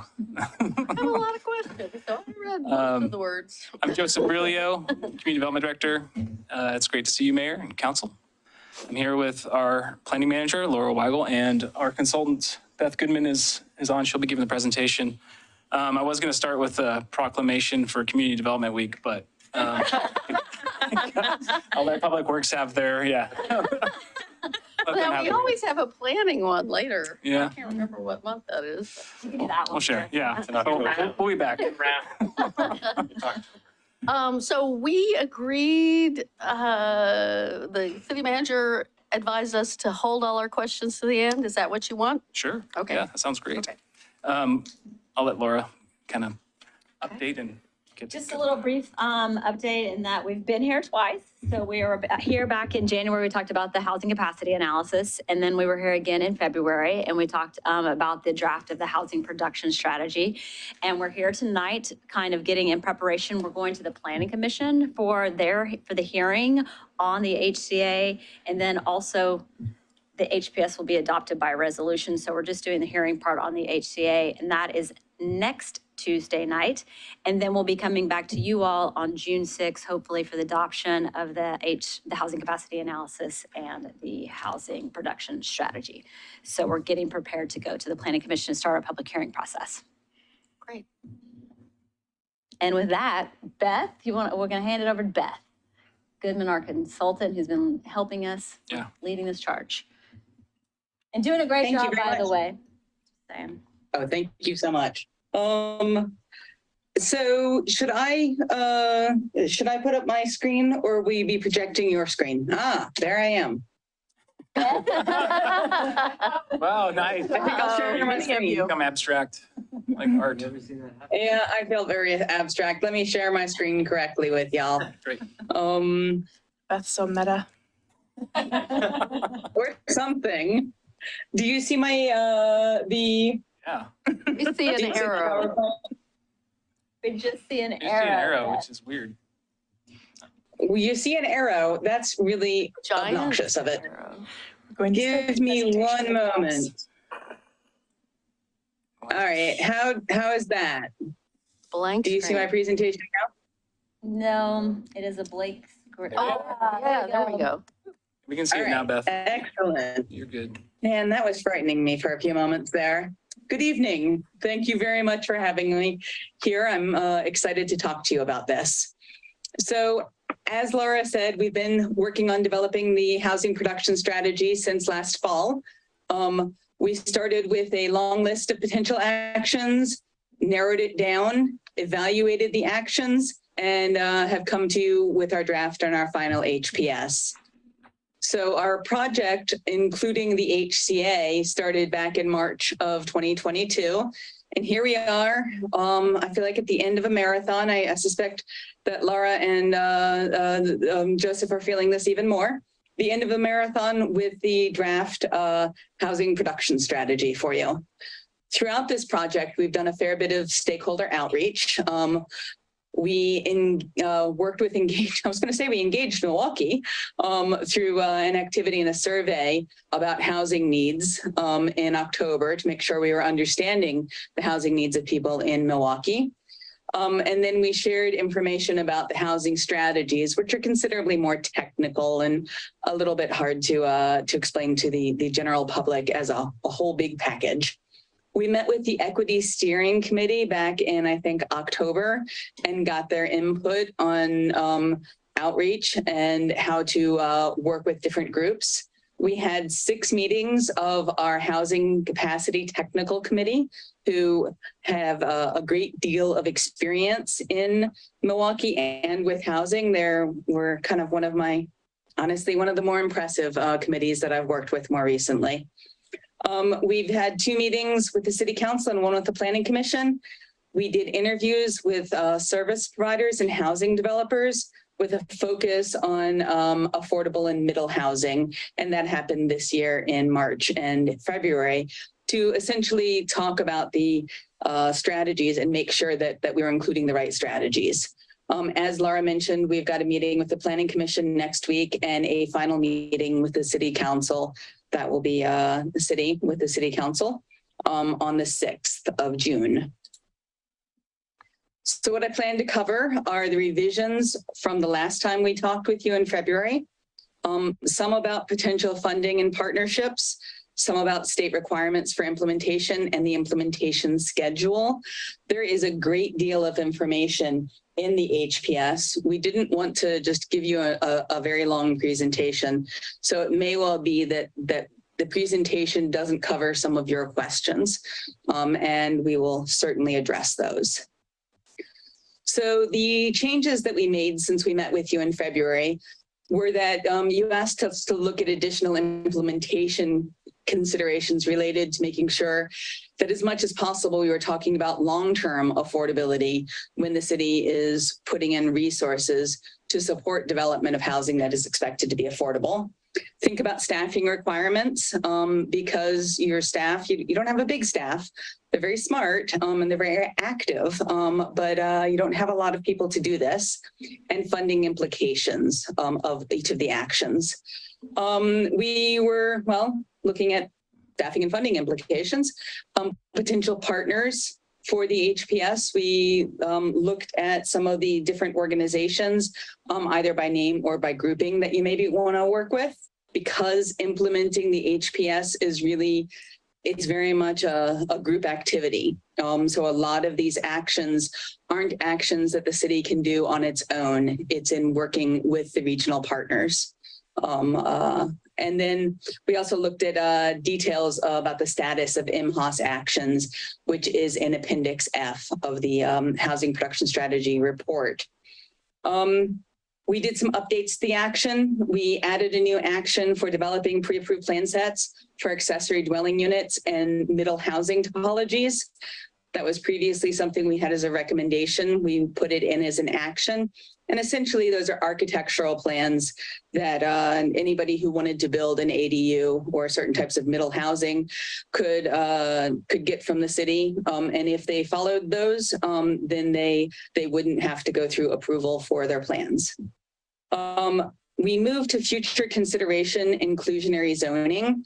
That's something we had as an action, and we changed to a recommendation for future evaluation.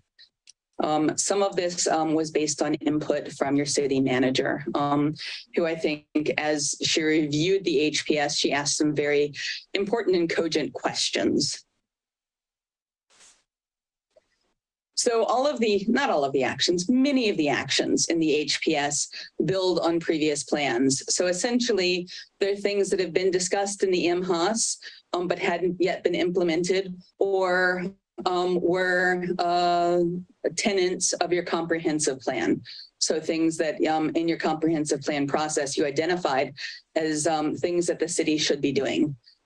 So we really built on your prior work, looking at additional new actions or policies the city could implement to better support development of affordable housing.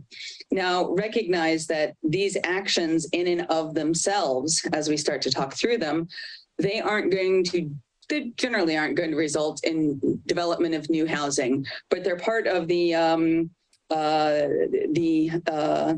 different policies that you need to have that are woven together to better support development of housing that is affordable.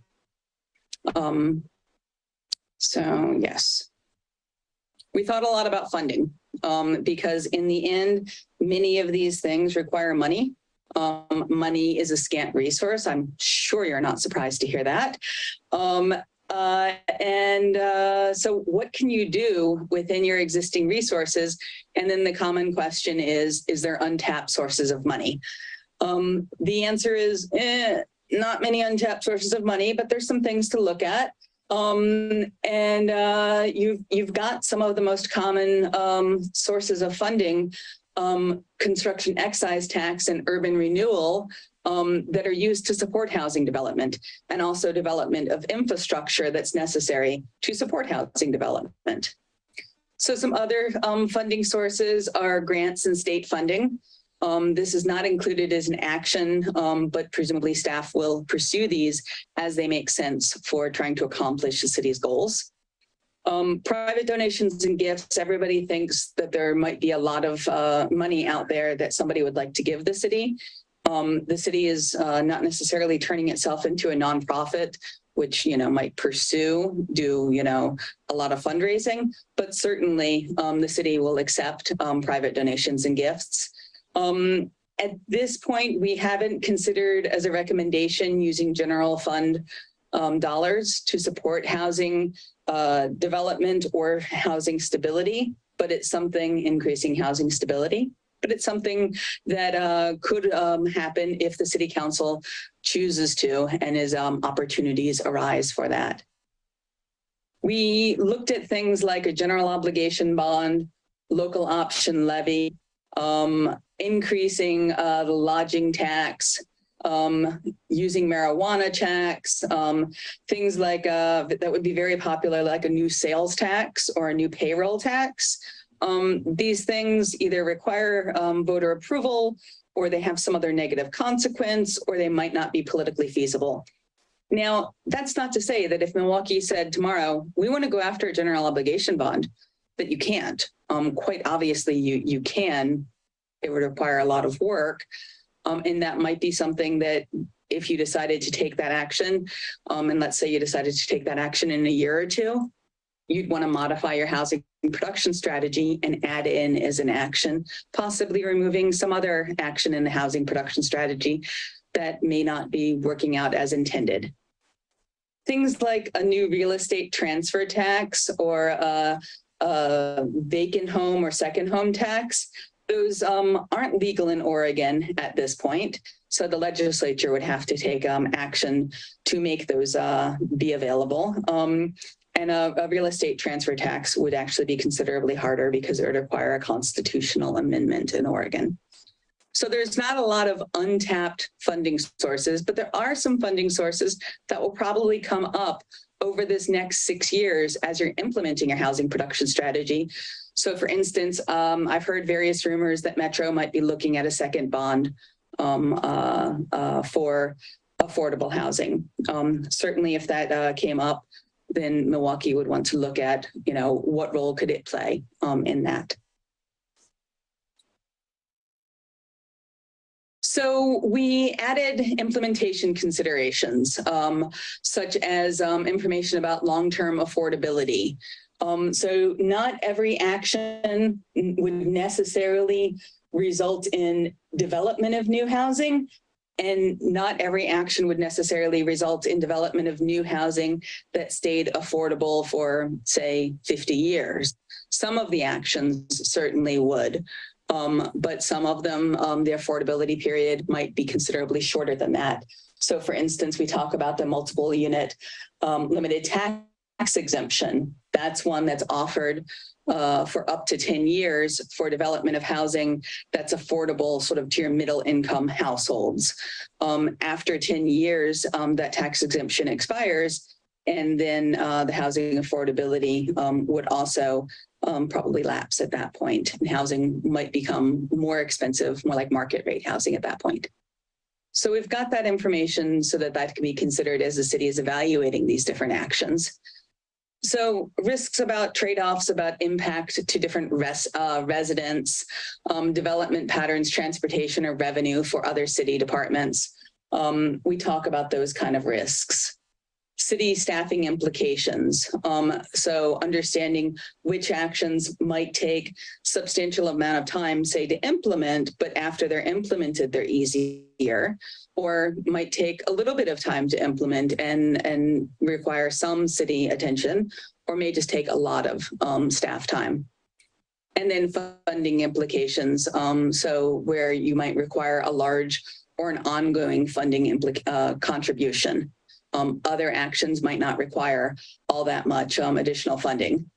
And so two of the actions, use of urban renewal and use of CET, those provide funding that could be used to support implementation of other actions in the HPS. So partnerships, I'm not going to go through this necessarily, but some partnerships include, of course, the state of Oregon, nonprofits, such as Proud Ground or the Northwest Community Land Trust, Dev Northwest, a number of others, your Fair Housing Council of Oregon, different developers who might want to use, say, MUPD, or looking at reduced system development charges or planning fees, developers who might be particularly interested in working with the city on building housing that's affordable, using those kind of different incentives. Certainly things like Clackamas County Human Services Department, Metropolitan Family Services, and Northwest Housing Alternatives would be important partners in actions that would address and prevent houselessness. So there's a number of different partnerships that we've identified. And we haven't tried to identify all the potential partners all by name, because that could be unhelpfully long. When you adopt your HPS by resolution, what are you saying at that point? So what you're saying for these strategies is that you're committing to implementation. You're going to make a good faith effort to implement the actions. It's entirely possible, I would say maybe even probable, that in further evaluation of some of the actions, you might determine that one of the actions, or more than one of the actions, isn't appropriate for Milwaukie because it doesn't correctly address your situation, or it requires too much funding, or there's not a nonprofit with the right capacity to help implement it. There's a lot of different reasons. And at that point, you would look at other actions that the city is considering, or other actions that the city wants to consider, and you might swap that action out of your HPS and swap another action in. Or you might simply be able to move an action out of the HPS if you're already doing something to address the particular need that the action would get towards. Your HPS, I'm increasingly convinced, is going to be a living document that will be changed. Certainly you have a midpoint check-in at 3 years, where you're checking in with the Department of Land Conservation and Development and reporting progress. That might well be a point at which you choose to change your HPS at that point. And then strategies that aren't in the HPS can certainly be still implemented by the city, but you're not held to specific actions by the state. So there might be strategic reasons at some point that you choose to keep an action that is more of an edge. You're just not sure if you want to do it, like inclusionary zoning. You might hold that out as something you could consider, but you're not actually including in the HPS as an action. And then the implementation schedule. This is implemented over a 6-year period. And so for a number of these things, there is an evaluation period. And then the year that we've got council decision, that's by the end of the year. That's when the city is saying, we're going to make a decision on whether to do this. I'll pick on the first action, develop a land bank strategy and partnerships to support affordable housing development. That would be partnerships with land trusts. If the city, say, does its evaluation in 2024 and decides, the council makes the decision, this is something we're going to do, and here is how we're going to do it in 2024, that's perfectly fine. If you don't do it by the end of 2025, then you've got a reporting requirement to the state where you have to tell the state why you didn't do it and what you're planning to do. Either it's coming up in 2026 or you're planning to take that action out of your HPS and do something different. So a number of the actions are grouped together in 2025.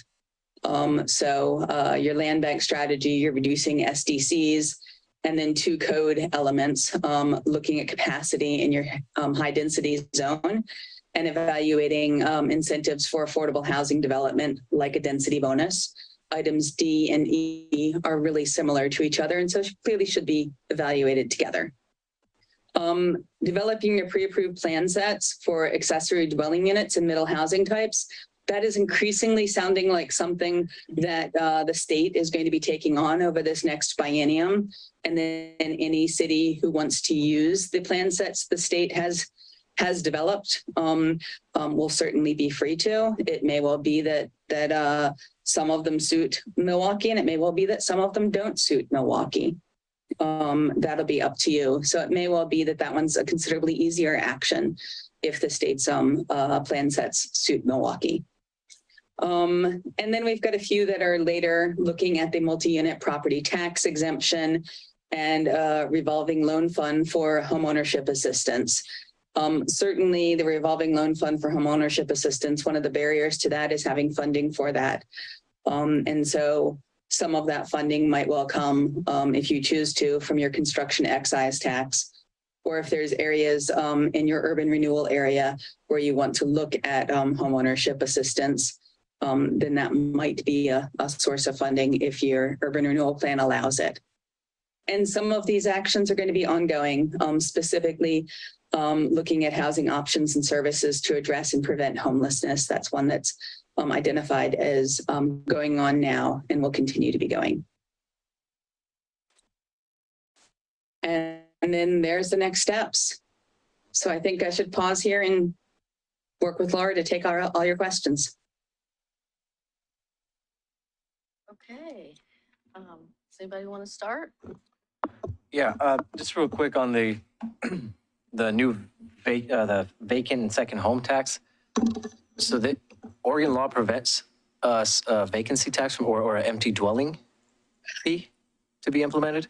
We're not attorneys, so we think it prevents it, but you may talk with your city attorney. I've heard of one city that has such a thing, I think down in Curry County, but their attorney thinks it's probably not legal. Portland was doing like an empty dwelling fee. They may have been talking about it, but yeah, I'm not sure that they've gone further than that. Justin, do you know off the top of your head anything about that? No. Thank you. And some of my colleagues who've worked considerably in Portland, I've been talking to this. So if Portland is doing that, it's either in consideration or fairly new still. Thank you. Yeah, I've got a question. I'm not sure who to address it to, whoever wants to, chime in, and that I don't really want to talk about any one of these individual actions, but I want to talk about it in sort of a general sense, and that I just sort of see a tension in the whole thing about all of these things that you could do and all of these things that you sign up to do. You're held, accountable by the state. But you have the option to pursue these other things. Don't put them into your official plan, and you're not held accountable to the state. And I would just like to, get your, whoever's feelings on this is, because I think there's advantages to both. I mean, having sort of that state accountability says, we got to get this done or we're going to get dinged by the state.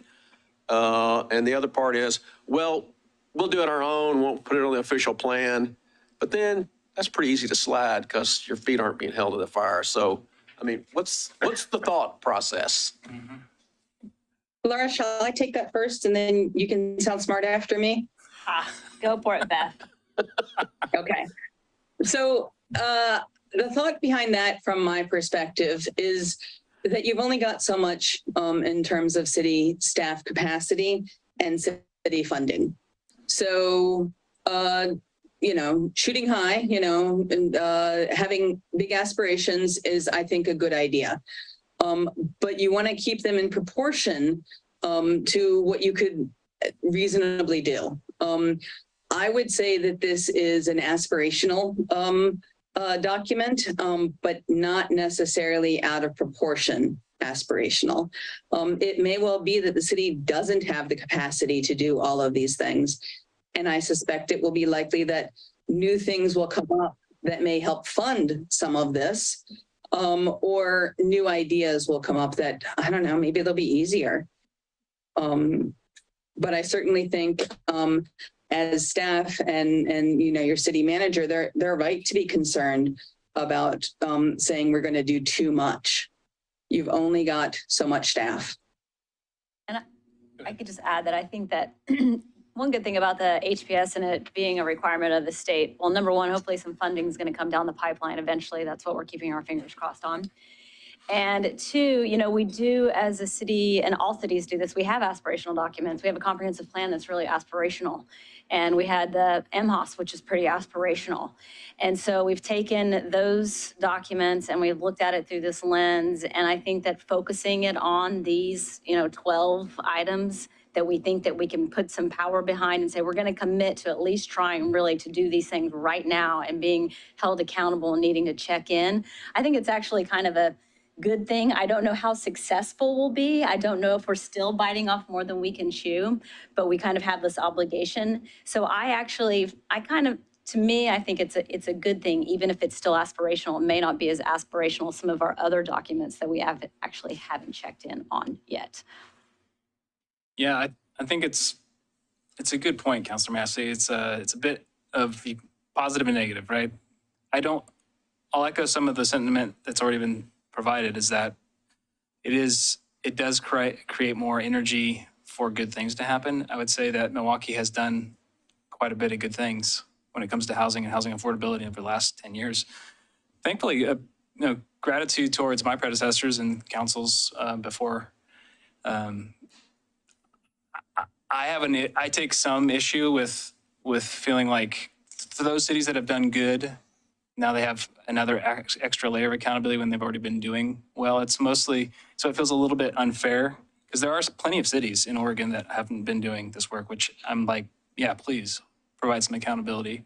So it's a little bit of both. It's hard from our position, and my point of view is that this is why I work here. It's because we do good things and we've tried to do our best. So having extra bureaucracy involved makes it feel a little bit unfair sometimes. Thank you. Does the city manager have any thoughts? We wanted to be aspirational, but we also needed to be able to accomplish. So we'll push as hard as we can. But there's a point where we don't have the staffing. And so on this one, I've said repeatedly that in order to implement an IZ, you would need to have a partner who is willing to come to the table and is willing to manage those sites. We've talked to multiple partners. At this point, we don't have it. So if I saw a path in which we could get to it in the 6-year period, I'd be in. Without that path, I'm worried that the state's going to hold us accountable for something that we can't actually accomplish. We knew that in advance. So I'm less optimistic than Beth after this legislative session, that they're going to hear us and say, oh yeah, I understand that you all don't have capacity. Because right now, at least one of the bills feels like that's not where we're at. So it's not, I think that staff will keep working on it. We didn't remove it from the study because I think it's an important concept. But today, without a partnership, I do not have a plan to be able to accomplish it. Well, one last question. Yeah. So if we didn't achieve one of these goals and we had to, go before the state, what are the real ramifications? Well, so they give us a lot of grant money. One of the ramifications can be that they choose not to give you those grants. There are times that we're violating state law and we could end up at DLCD. There's a variety of things that could happen, and I don't perfectly know. Again, right now, we're in a time where land use is being pretty dramatically discussed, maybe changed in the state of Oregon. Yeah. I'm sorry, Ann, can I add in from the new House Bill 2001? Part of that does establish in the future, which doesn't apply to this HPS, specific targets that the cities will need to hit, that kind of thing. And that cities that are identified as underperforming, what that rule says is that DLCD will engage them with technical assistance and support, essentially. So they aren't, right now, what they're saying is they aren't starting off in a punitive way. They're starting off in a how can we help you more way. So I'd like to believe that that is what will hold, and I'm sure that it won't be as rosy as that. I was going to say HB 3414 does have a creation of a new office that does have some punitive powers. I'm Indeed. not that worried about that because I think, you know, you guys are right. We've started. We're not one of the ones who are dragging our feet. No, and I think we had a lot of things on this list. I think there's still a lot of opportunity for us to do a lot of good. And I think I would be remiss if I didn't admit that staff's concerned about some of the things on the existing list. So it's not just the one that we asked to go on to the review process. But we didn't prioritize housing as this council. And it's something that I don't have a full-time staff person dedicated to. Laura is doing this within her existing structure and team, and she's going to be implementing this in her existing structure and team. I don't have somebody who I can say, go figure this out. I just don't have that magical person right now. Yeah, I think part of the anxiety too is it's just all new. It's all new, and so I was talking to our Tamari. Is she DLCD, Beth? On our Mari is with DLCD, yes.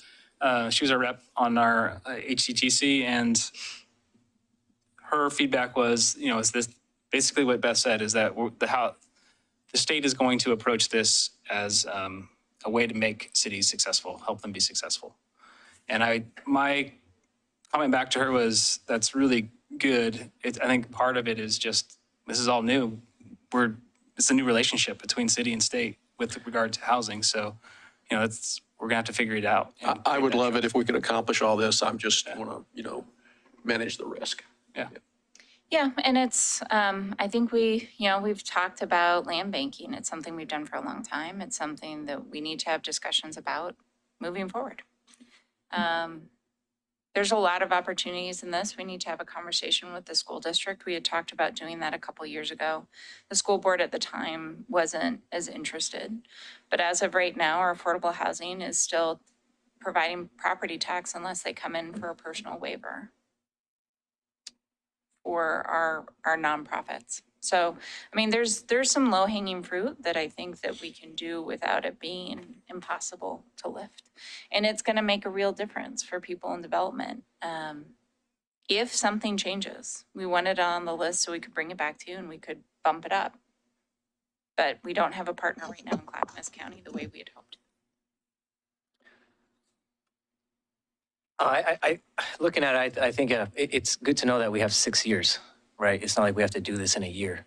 And I'm hoping that within 2 years, that our goals something's going to change with our goals at some point, right? We're going to find out about some of it. So I'm hoping that we're proactive. Yes, it's heavy lifting, and yes, I can see where staff is concerned.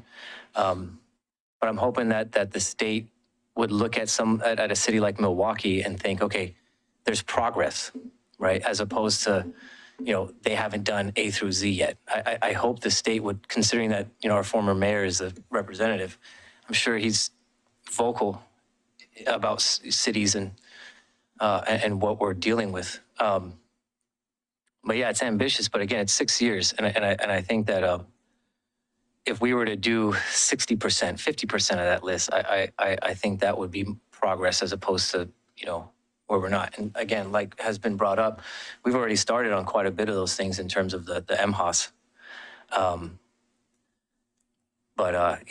Hopefully, with this, within the next 2 years, our goals will most likely change, and we'll be able to devote somebody to put towards this and really accomplish it. Because again, I think the state made this move because of inaction. This isn't because cities were doing great work, right? I mean, there was obviously not enough being done. And there were more cities not doing enough than there were that were doing enough. So at some point, we got to stop kicking the can down the road, and somebody has to be the adult in the room and say, okay, if the cities aren't going to be on the same page, then maybe we need to step in to get them there, right? So I do see this as, obviously, like you said, Joseph, nervous because the bureaucracy. But we've done it the way it's been done for so long, and it's just gotten worse. You know, and maybe this is the feet to the fire that Oregon needs right now. But I don't think the state's gonna, I'm hoping that the state's not, you know, gonna come down with a hammer if we're progressing towards making these things happen. Hopefully. I mean, I don't see why they would, because it would kind of defeat the purpose of the, you know, why hammer cities that are working towards it and doing good? Or we're not gonna get there if we do. So yeah, it is, again, a little nerve-wracking, but I think with the time that's afforded to us, there's a lot that we can accomplish. We'll figure out a lot, like you said, in those 2 years, this first 2 years, we'll figure out like how the dance is gonna go, right? You know, and get a feel for what happens moving forward. All right. And I will mention that the person you mentioned, Mari, with DLCD, is on the team who will be working with cities who are struggling, either self-proclaimed struggling or, you know, state-identified struggling. And I think Mari's attitude as a partner represents what I'm hearing from that team. Right, exactly. That's kind of what I got out of those meetings, was that the state's not here to say, hey, gotcha. The state's here to say, hey, let's get this done and solve this issue. And how can we work together to do that? So just so you know, council member, I gave staff the option of contacting DLCD and asking whether or not there was going to be some sort of hammer on these or not. This was the chosen path, was to try and find a solution because there's still unknowns, just to buy us some time. Right. So it's not, I'm not claiming that they're going to do it. No, not at all. I'm not saying you are. Just No, I understand, but I just wanted to make sure that was clear. Thank you. All right, other topics, other questions? No, this time. Okay, well, I've got 3 pages of them. So, on the one slide you showed about, this is a minor one, about funding sources, it said new urban renewal at the top. You're not advising creating another district. That word new maybe should come out of there. Because that caught my attention right away. That urban renewal district's been around for like 6 years. So, yep. And then the one thing I did want to talk about, throw out there as a potential, I'm not sure it's a potential worth pursuing, but we might think about it and we might do a little more research on it, is a transient lodging tax. You know, you're correct there. We don't have a hotel or motels, but we do have houses going up on Airbnb. We do have transient lodging. I don't know if we have enough now to make it worth pursuing a tax right now. Yeah. Well, we've got 6 who do it full time, but we've got tons of ADUs and basements and rooms and things like that being rented. I mean, I know several that are not people who have the permission to do it full time, but they're, you know. And I don't know how the transient lodging works, but I think you could only apply it with the Airbnb. Licensed. Licensed actual commercial businesses, but we'd have to look into that. I mean, and it used to be when we talked about this maybe, 5 or 6 years ago, and it used to be that Airbnb wouldn't collect it, and cities were fighting with them over that. But I think it's my understanding now they do collect it for a lot of cities. So I just throw that out there as one to think about. But again, I don't know that we have enough to make it worth doing. And recognize that if you don't have an existing lodging tax revenue, an existing lodging tax, if you implement one, only 30% of the revenue from the lodging tax can go towards things that aren't tourism. So 70% of the revenue from it must go to tourism. If you're either increasing your lodging tax rate or if you're establishing a new one. So that's a good reminder. I did hear complaints about that from cities at the coast when I was at a recent conference. Yeah, that is okay. So that probably makes that one not worth pursuing. So I'd say, like I said, I have a lot of comments and questions, but I'd say my biggest policy-wise one I'd like to focus on first, which is at page RS 167. You've got this, and I think you have it maybe in one or two other places. You have this graphic of a house. It says if your household earns blah, blah, blah. And it's breaking down the median family income. So I will say a couple things, and some of this is for the other counselors because we haven't discussed this recently with this council. It is something we discussed a few years ago with prior council. So this median family income number of 96,000 is, well, first off, it's up like 10,000 from when we talked about it a couple of years ago. It was in the 80s. And it's higher than that now. Really? Yeah, okay. Nice. And even then, it's considerably higher than Milwaukee's median income, right? So like I looked at the census data, which says Milwaukee's median income is 73, which is quite an increase actually even there because it was like in the 58 not that many years ago. So these numbers are going up. So we look at, one comment wise, I think you have other charts in here that talk about where Milwaukee's households are in the income brackets. I think it would be very reader friendly to add that data at the bottom of this chart somehow, or somehow add like what percentage of Milwaukee households are in each of these buckets. But anyway, I'm questioning, this whole thing makes me question whether we should be looking to incentivize up to 120% of median income, because that is way beyond.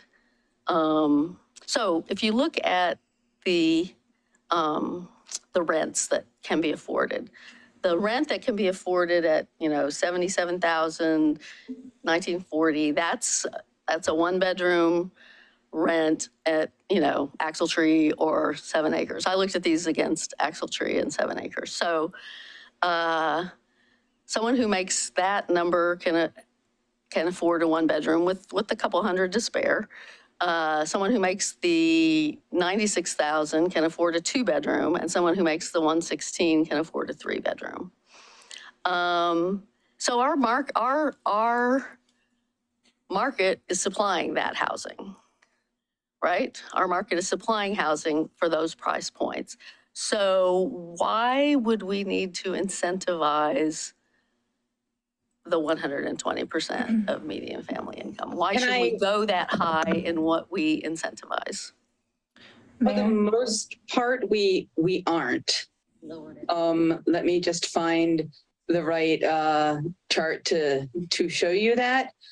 So for the most part, aside from assistance for homeownership assistance, it's mostly at 80 or 60%.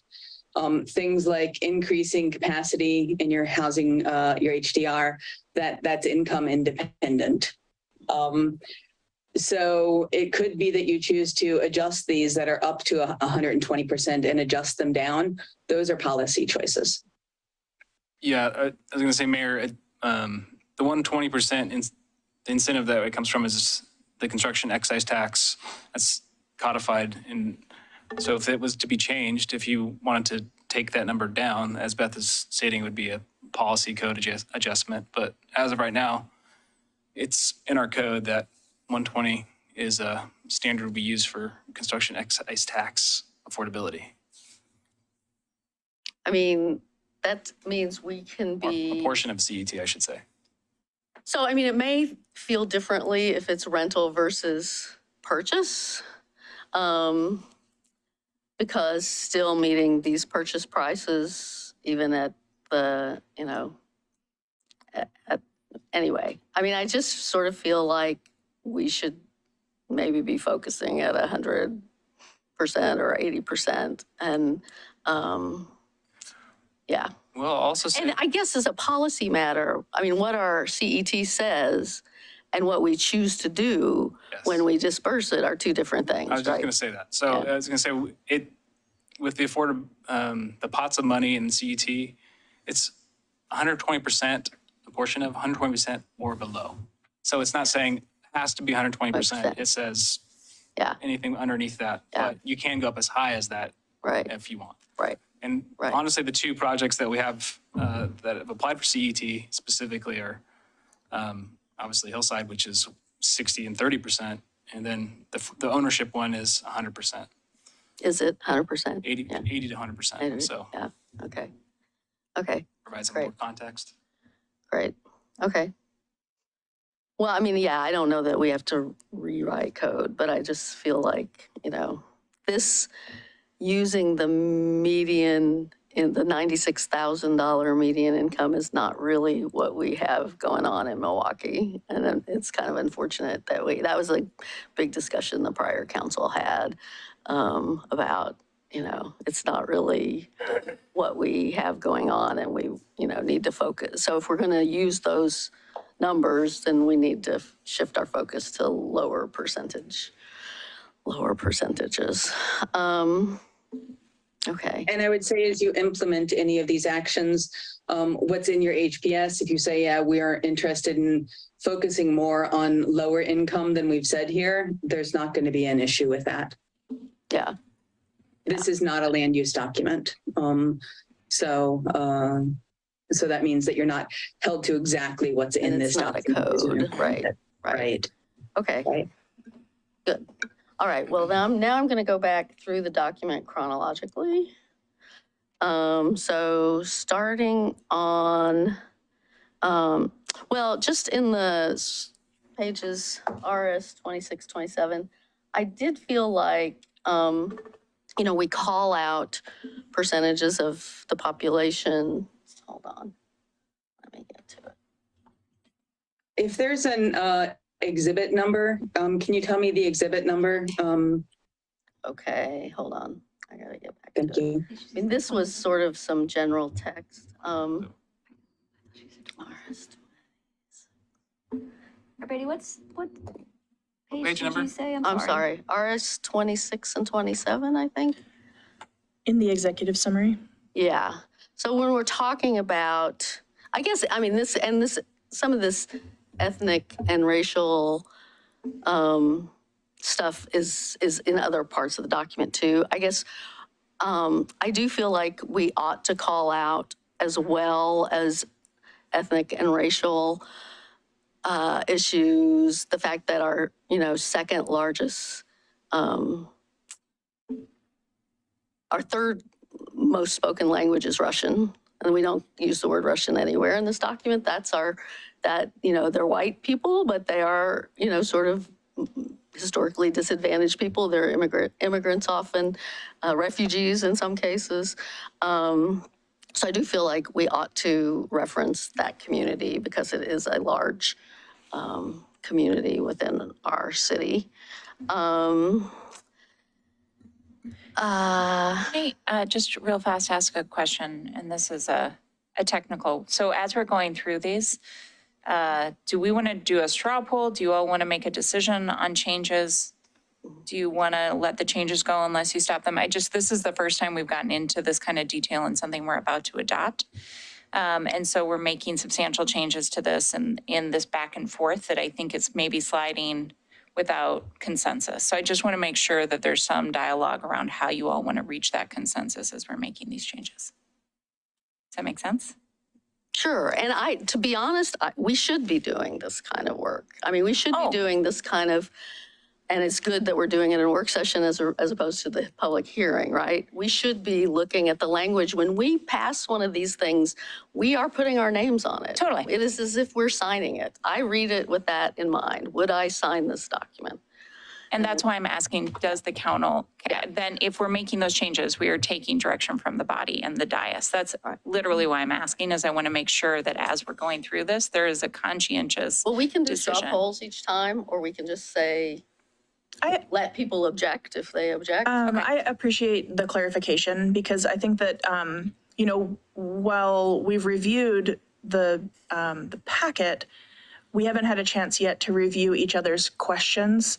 And so it does make it a little bit difficult to go on the fly to the page number and then also kind of get in our minds the rationale around a proposed change and then simultaneously be prepared for a straw poll. So, short of being here past midnight this evening, I feel like it might be really helpful to hit some of the high points for the questions that we each have, and then perhaps circulate those questions so that staff have an opportunity to kind of digest those too, and then we do. I mean, I think some of your points about bringing up Slavic populations and language diversity is key, but what that brings up for me is then this larger discussion about how that's reflected in our overall equity work. And that's not an appropriate conversation for me to direct this to this evening. But I would want to research that a little bit more before participating in a straw poll around that particular item. Well, and what we could do on the same note is this is a draft, right? We're creating a draft. We could make changes in a draft form, send it back out to council with the changes in highlight so that you can see what was changed. And then you all can make a decision if any of those things aren't consistent with where you would want the document to go. I just want to make sure Except they have a hearing next week. Yeah. They do. We have some time. Sure. Okay, then I would recommend Councilor Stafford. Well, I'm not sure I understand what it is. Just stay past midnight? No. Well, I'm the night owl. Well, I can respect that, but also the depth that we might be getting into with each individual question might not be conducive to, kind of real-time deliberation right here, right now. Some of us might want to dig into it a little bit more. No, I think that's legit. So, I mean, I guess I don't understand how we're proposing to proceed. I think it might be, for me to be able to kind of think about the questions that you're bringing forth, I think I need a high level, if you're interested in bringing up topics around equity and language diversity, and you see that as a theme in this, and that's worrisome, then I think that's a higher level conversation. But when you get into some specifics, on a page or a graph or something, like, I guess I'm zooming in at too much of a granular level, and I'm having a hard time bringing that back up to the vision level. I'm not sure that I'm articulating that properly. But even the discussion that we just went past around 100% or 120% of median family income, I think that's a really important conversation for us to have here. Are we talking about median area? Are we talking about Milwaukie? Do we want to make a value judgment here? I think it would be helpful to get some feedback from staff and from Echo Northwest around the concept of housing filtration and what that looks like in Milwaukie. And so, that's kind of like at the policy level that I'm interested in digging into. And so anyway, anything other than that is just me kind of trying to articulate clumsily my inability to follow the individual page number changes. That's all I was trying to say, Mayor. Okay. Well, I will say some of these are just going to be easy, uncontroversial, not policy so much, and others are going to be more policy. So I don't know where that leaves us. So we want to defer the question on Russian, Slavic language. No, funny enough, that's one I can talk about. I mean, if we want to talk about that for a minute, I can talk about how in other documents we've been treating it. So there was a discussion, we did a translation policy a couple years ago. And in the translation policy and the equity work John was doing, we decided that we were going to publish information, especially in the languages at 5% and about the languages at 3.5%. And I believe actually for the Russian population, it's below that. It doesn't mean we can't add it. But that is the policy, and that's how staff is currently motivated to include information. Does that make sense? But again, this isn't me saying you shouldn't do it. It's just saying. But I mean, if the you Russian wanna- population, we have all these references to the Asian population. The Russian population is larger than the Asian population. So I mean, it does seem to me like we're. And I should clarify, is the Councilor Savinger was right to use the word Slavic because they're not all Russian. A lot of them are Ukrainian actually, and other. Can I ask a quick question to our consultant? Beth, do we have ESL demographic data for Milwaukee, or I can't remember if we had that or not? We did not pull that, but we could pull that data. Can I also mention that when the city chooses to adopt the HPS, it doesn't have to be during the grant period. So there is a little time to revise the HPS based on city council discussion. I'm not pressured for that, and according to the grant, you don't have to be pressured for that also. But my responsibility is to get you a final HPS by the end of June. Yes.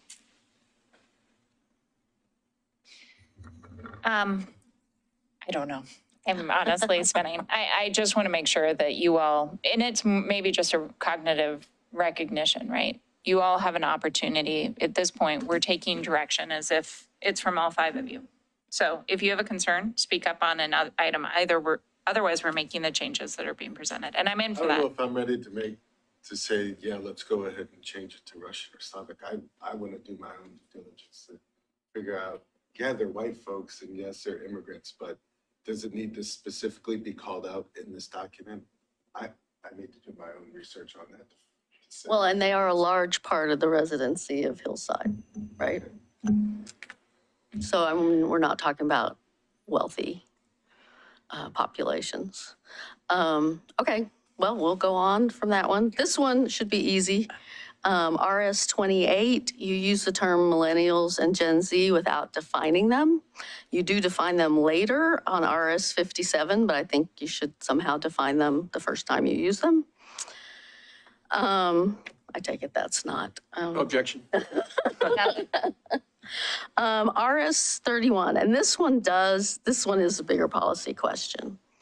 RS 31, and for it does have an exhibit number. And this one appears a couple times, Exhibit 3. And so I wanted to understand more about where these numbers came from. And I did breeze through the appendices, but this idea that the capacity for dwelling units in high density is only 92, that doesn't seem right to me. I mean, elsewhere in the document, we say there are 10 acres of vacant land in the high density. And we just passed code. We just updated our code at the end of last year on the high density, and it allows 25 to 34 units per acre. So that number seems really low to me. And I guess I would like to understand why there's so much loaded into mixed use versus high density, and sort of how you came to those numbers. So that's all questions that were in the housing capacity analysis. So anything that we've included here from the housing capacity analysis, those are our questions from there. So give me one moment to get that document open. Okay, I will say almost all of my comments are on the housing capacity analysis. I only had a few on the housing production strategy.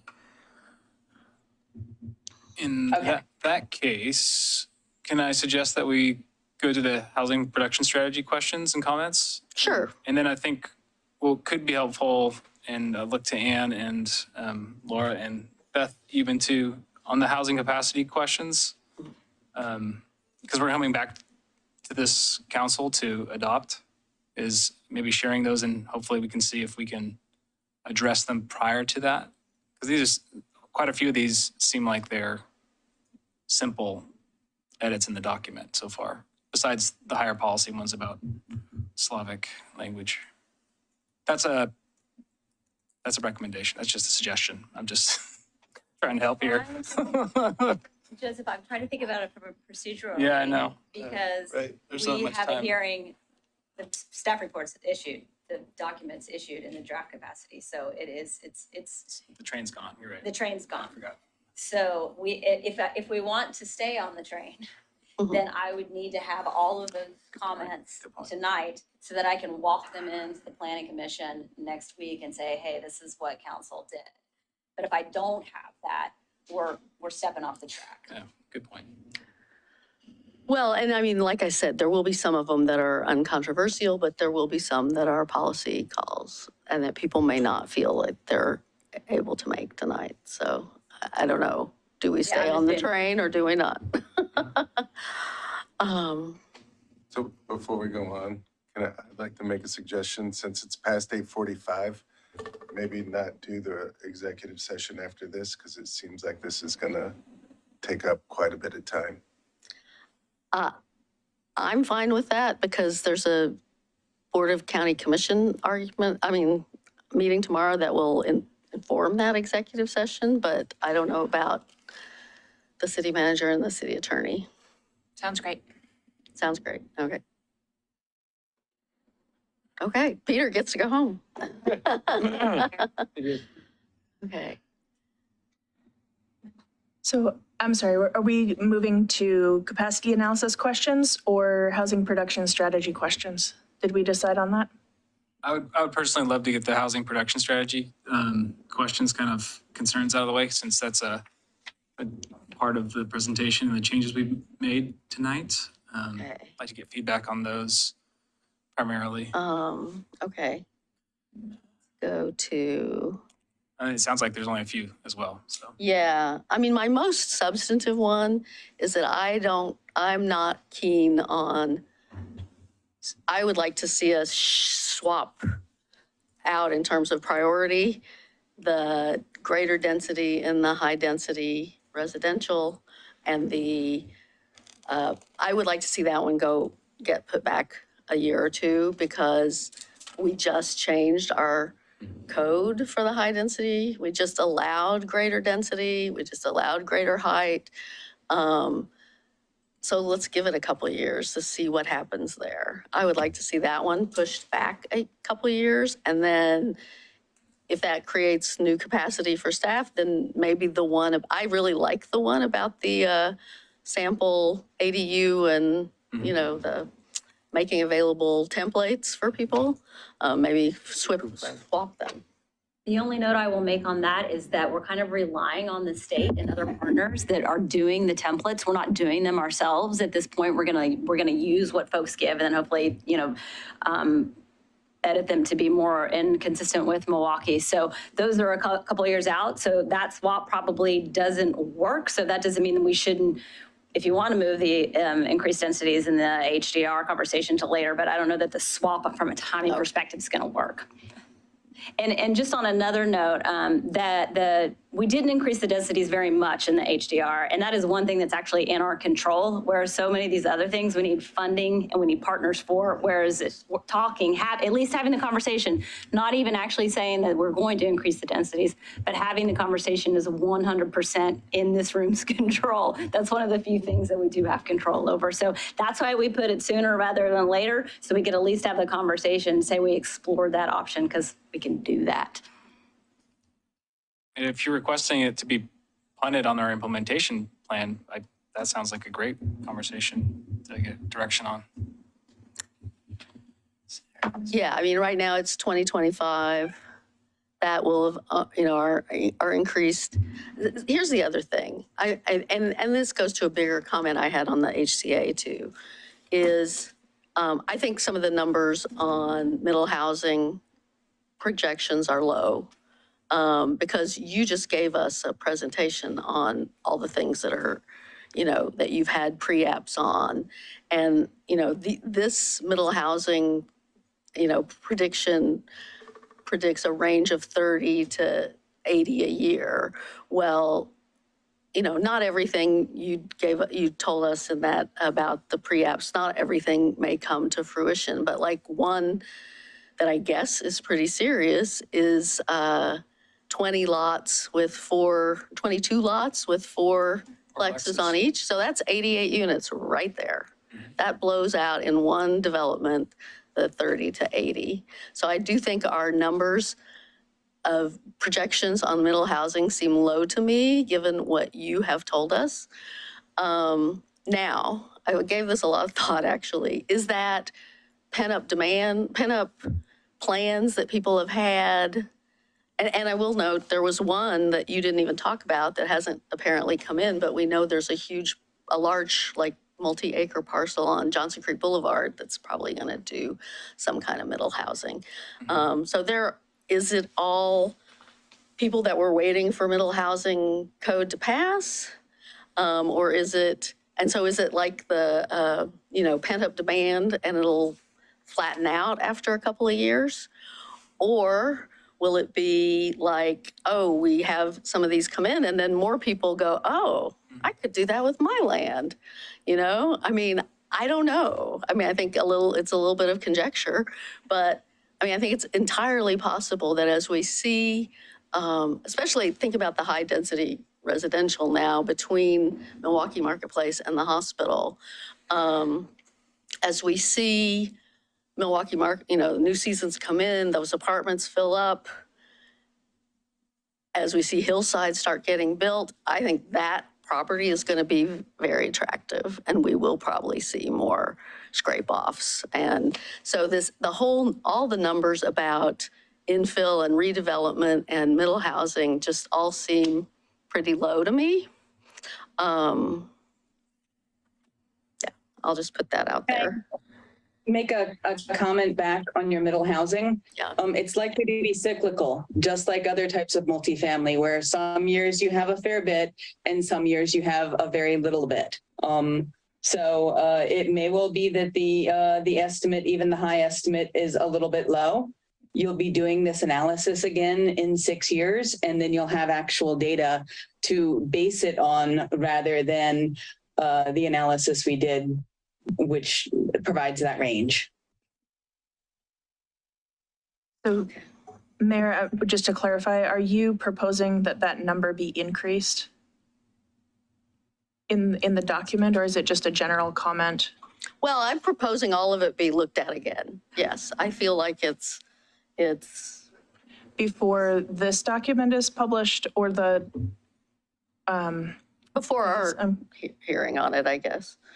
So I just as a caveat to that, so we have the consultant on board and we have our budget and we have spent the money on that task a year ago. So we did that work a while ago. So those numbers, and we did a really thorough analysis, and we used Beth's other arm of the division, who's kind of the redevelopment guru at ECHO.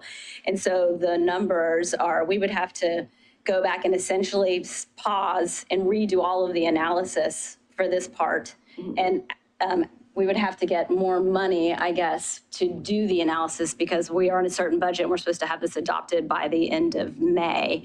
So the numbers are really a snapshot in time based on the best knowledge we have at the moment. And to Beth's point, it doesn't really have any impact on what gets built or doesn't get built, because we're going to continue to track this. We haven't even seen any middle housing actually come in yet. And so we're going to continue to track this, and we'll get to do this again in 6 years, and we'll have a better understanding of what the impacts of this is going to be. So that would just be my caveat at the moment. Yeah, I would even say to Mayor and Council is that even if we did the analysis all over again, I don't think it would actually change much, because most of the middle housing projects specifically are either, they're still conceptual. So it's not real data yet. It's anecdotal at this point. So we can only use Actual numbers. actual numbers that we know. And so that wouldn't change as of Well, I this mean, day all of much. this is speculative. Absolutely. Yeah. All of It's best guess. Best guesses at a moment in time, yeah. I feel like that's the best we can do at this point, and that this is an iterative process that we can make note in our own legislative history that there's interest in fine tuning those numbers when we get to a point of re-upping this document. But I don't see a need to slow the process just because I don't know if we could dial those in any better at this point, I guess. I actually think we might have brought this up in a meeting that because we didn't have real data on middle housing because it's new, we had to go off of whatever best available data we had. Because I remember there being discussions, other members of the HCTC brought up that the numbers were a little bit off, and it was about the lack of solid data that we had to use because everything was so new. So yeah, I would rather change the numbers when we actually have solid data to do that with. Okay. Well, okay. I mean, I'm okay. I'll let that one go, but that bugged me throughout. And another thing, well, anyway, you wanted to hear about housing production strategy. So I have, that's what we just looked at, the median income thing and the 120%. 168. Is that the production strategy? Yeah. Is that the page number? That's the page number, yeah. Did you say 168, Mayor Beatty? Uh-huh. Thank you.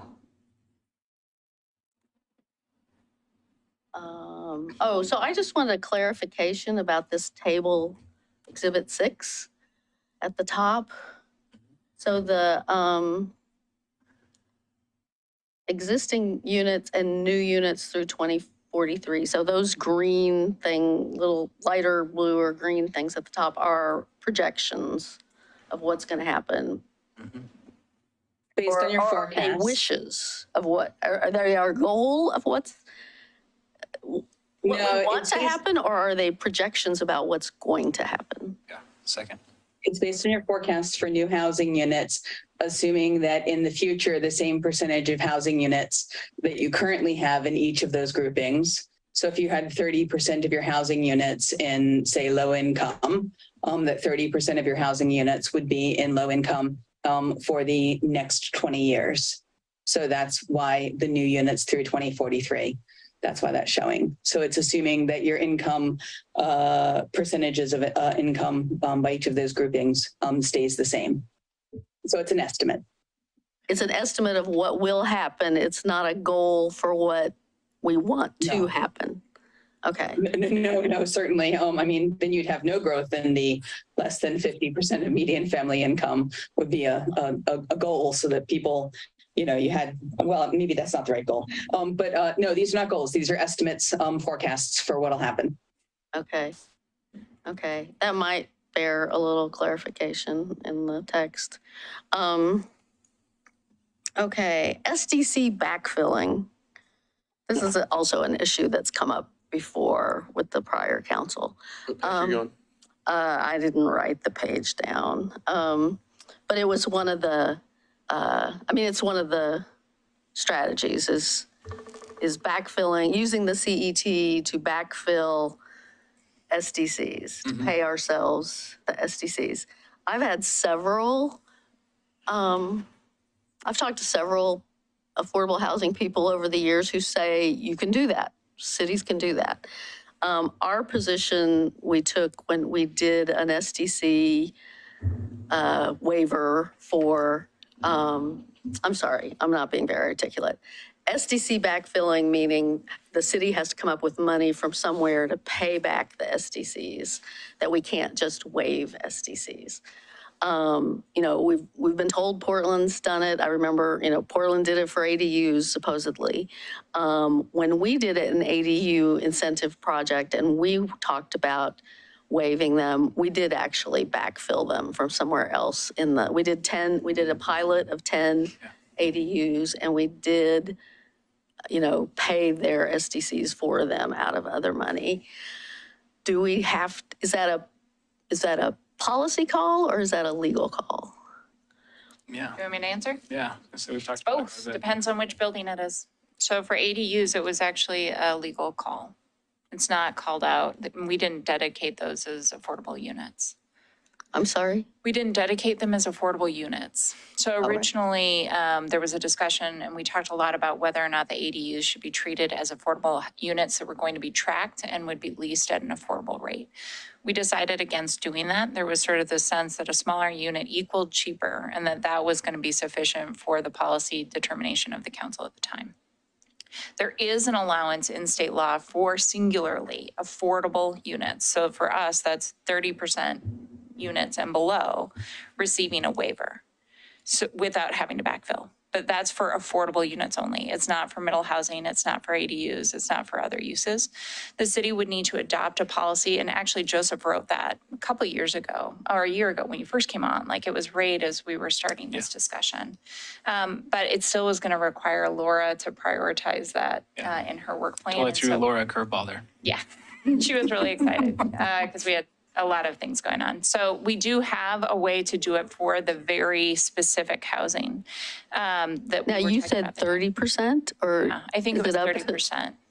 It's State law says under a certain percent of AMI? it's not a policy discussion I can have tonight. Honestly, I don't know enough.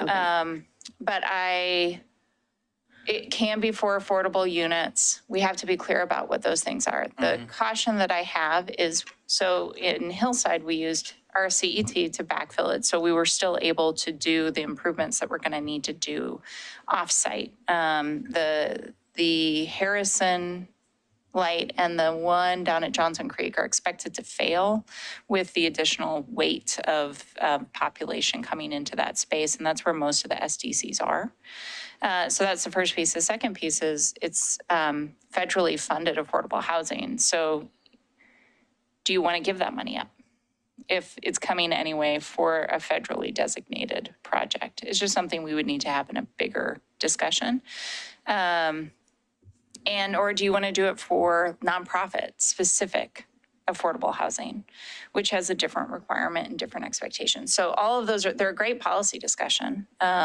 It's just a lot more than we can do tonight. And I think that that's part of like having it on the potential list of things to talk about is that we get to dig into this later because we put it on the list to talk about. Totally. And we can make those decisions when we have that conversation. Yep. Okay. Yes. So I think that this refers to Exhibit 8, Action B on RS 173. And I'm wondering if these summaries of action, I mean, is it that you want, that the proposal would be clarification here, maybe flag this for a larger policy discussion, or if these are just possible actions that could be taken and.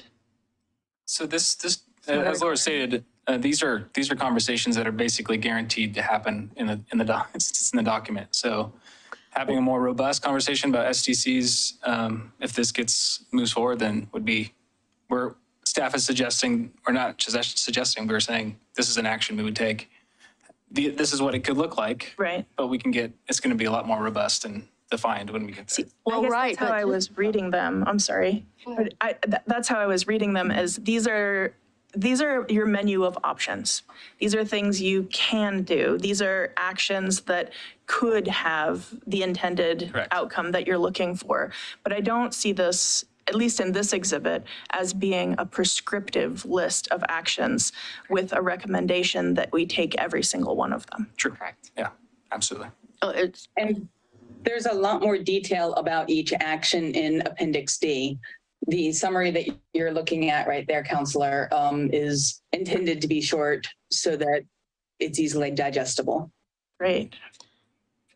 Short. I mean, they're all trying to get it. We try so hard to get these documents shorter and shorter. It's really hard.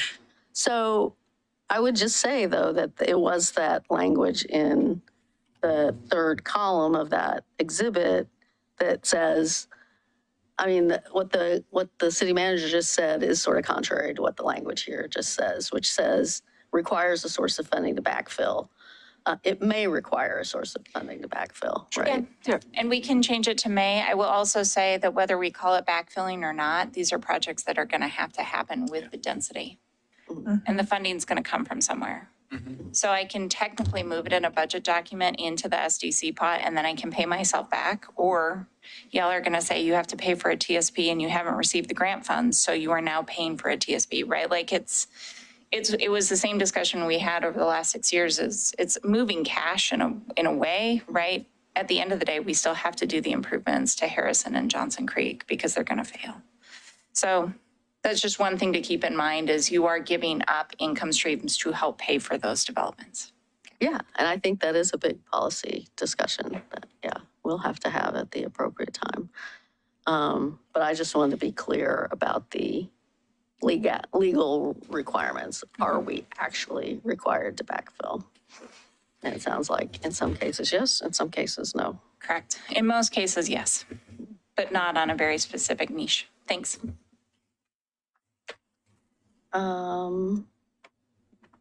Yeah, I think that was it for me on the housing production strategy. I had notes on the inclusionary zoning, but what was said earlier made sense to me, so, yeah. Okay. All right. So are we going back to the HCA? All right. So I just, okay, yeah. RS 33. RS 30 and 33, actually.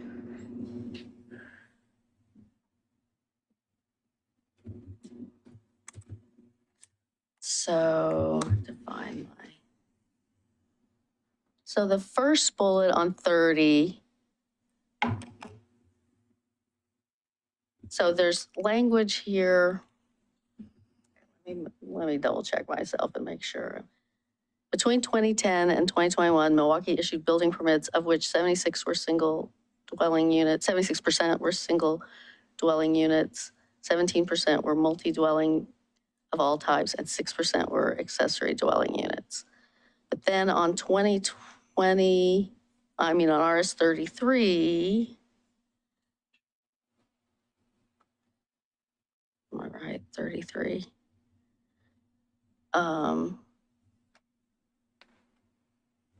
Are they different time periods? 51% are single. Maybe they're two different time periods. That was a little bit frustrating to me through this whole document was, okay.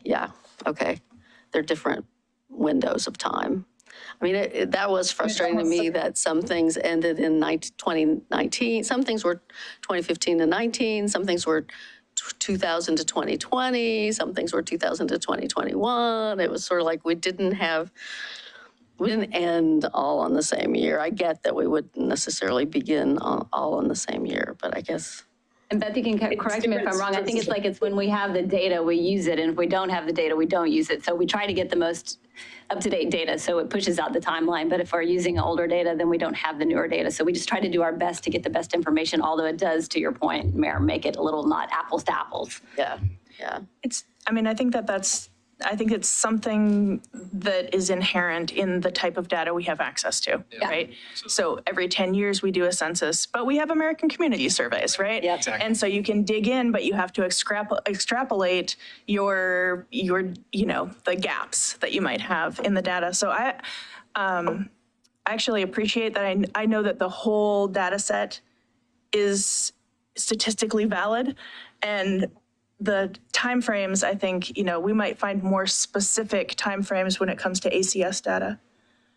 Plus we're looking at just the census tracts that are in Milwaukie. So I would say use whatever timeframe you need to, as long as we can get the specific data.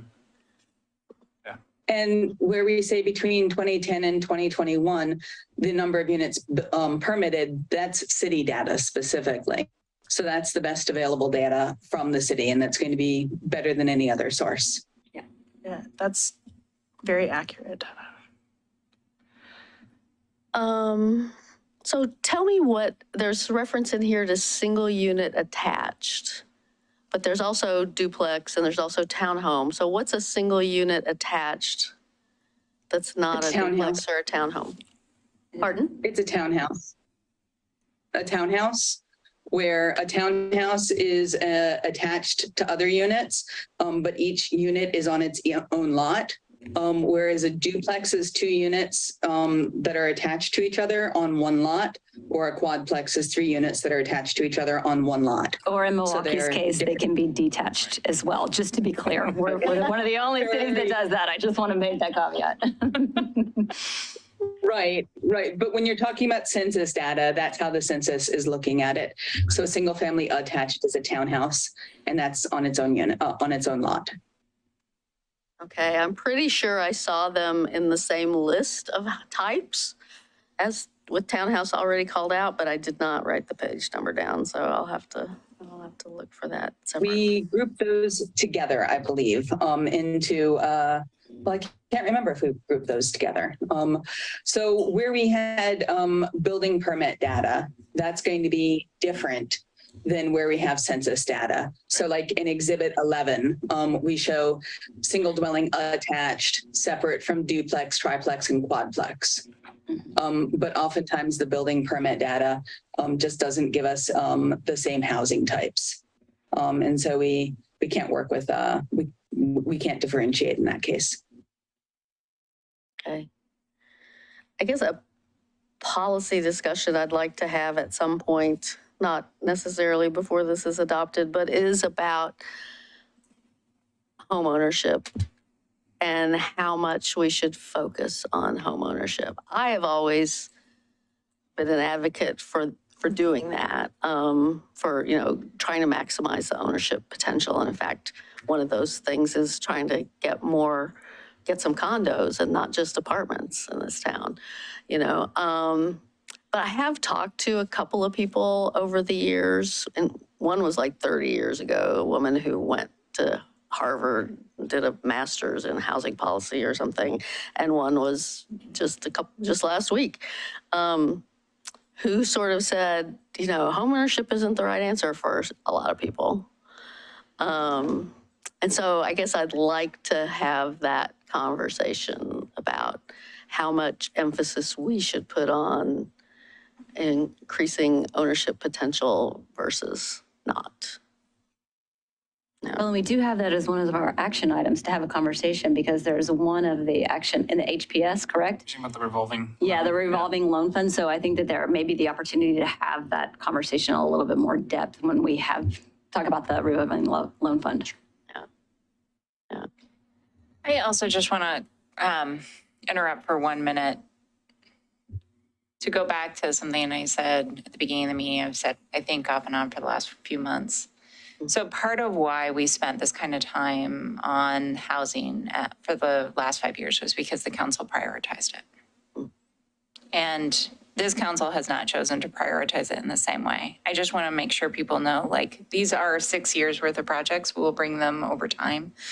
But these probably, if there's an expectation on one of them coming forward sooner than something else, it would actually probably be good for us to talk about that here, because it's going to be coming from Joseph and Laura. There's not somebody else available to bring it forward.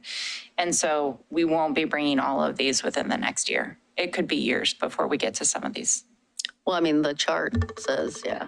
Yeah, so I just want to make sure, I just want to make sure everybody's comfortable in recognizing that. Thanks. Appreciate that. I will, it's good that Laura mentioned that, and the revolving loan fund, exploring that would definitely be partly seeing how much would actually help get people into ownership. I'm sorry. How much would actually, revolving loan is one of the actions, at least researching it and seeing. So that could certainly be a part of ownership versus rental, wealth generation. Options in general, just providing people options. So, I mean, homeownership is such a big, it goes deeper than just being able to own a home. I mean, that's an issue I don't know that we can, we're talking income. People aren't making enough income. So,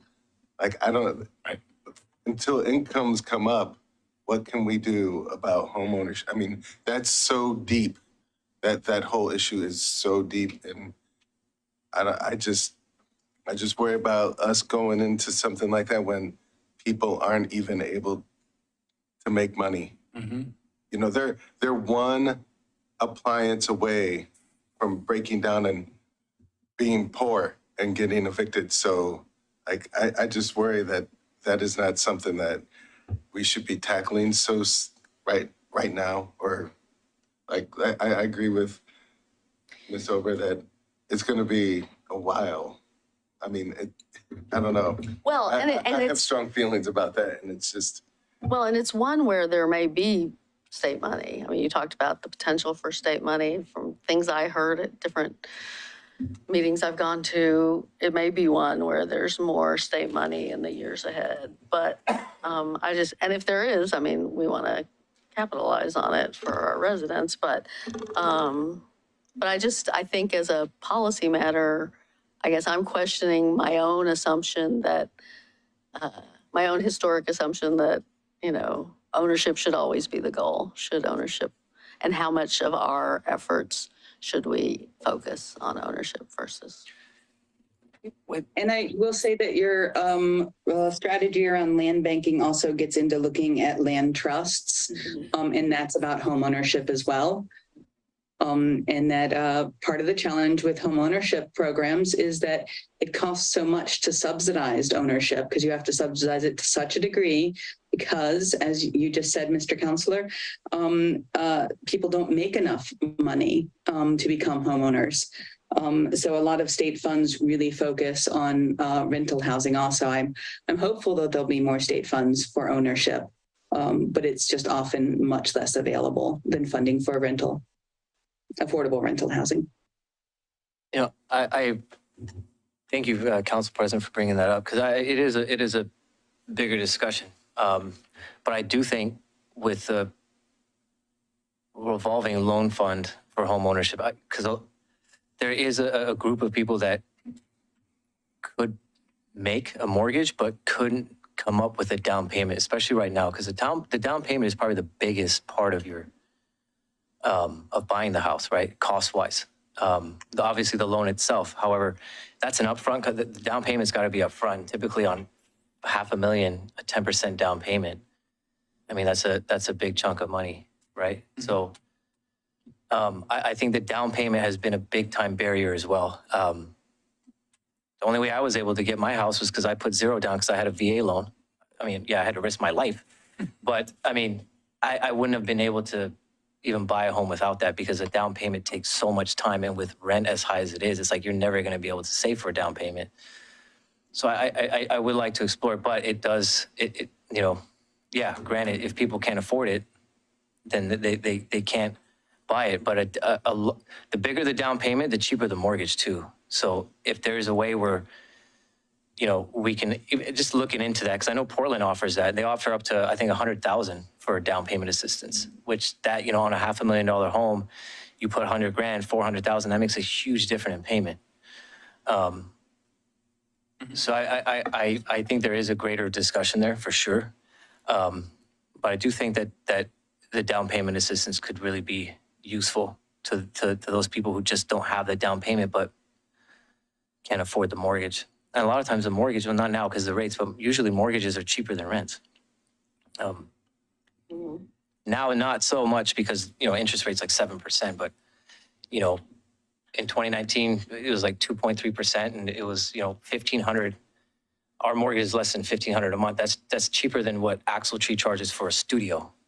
So I do see the benefit of that, but I also do think the Council President's right that there is a bigger discussion there, and to see exactly what it could lead to.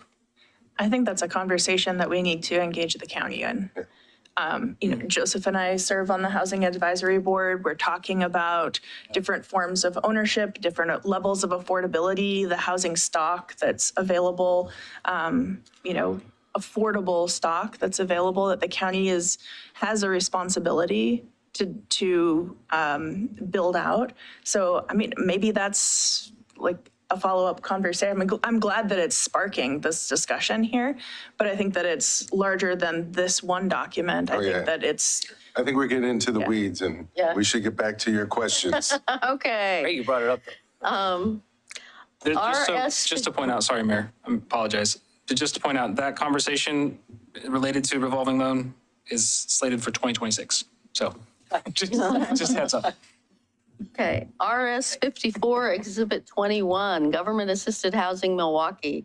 Several of these are not in Milwaukie. Whoever created this list was considering the greater Milwaukie, but they are not in the city of Milwaukie. I know Eco Soy is not. Jennings Lodge, I think pretty obviously is not.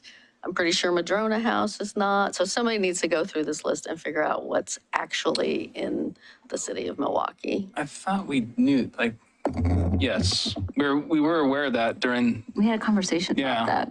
But maybe it's a bit unclear.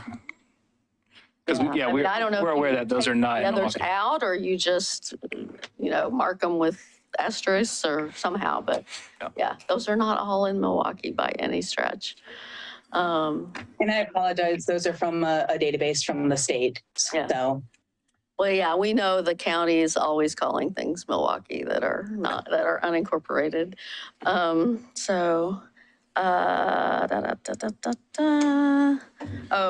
on RS 70, just a grammatical thing.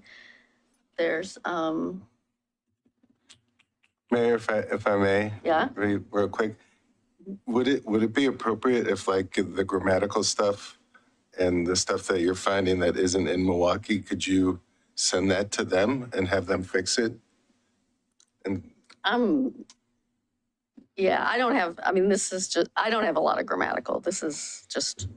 I think it's a good precedent to put up, just because we often have a lot of these types of questions, and those seem like those are the easy ones that we should be able to just send to you outside of the meetings. Yeah, for sure. Yeah, no, and I If you generally feel do that, heard in but that. I've kind of been discouraged from doing that. So, Nope, you can I think send them after to a me all day discussion like long. this, Feel free.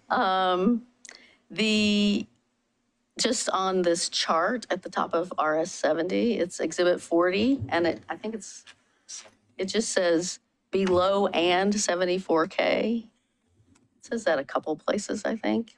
Yeah, it said on the left-hand side, below and 74K. I assume the and is extraneous. RS 86, there's a reference to fair market rents, but it doesn't give a point in time. It should give a point in time, I think, for what that reference to fair market rents was. Oh, no, you're right. It says 2021. Sorry, that's my bad. I missed that. Okay.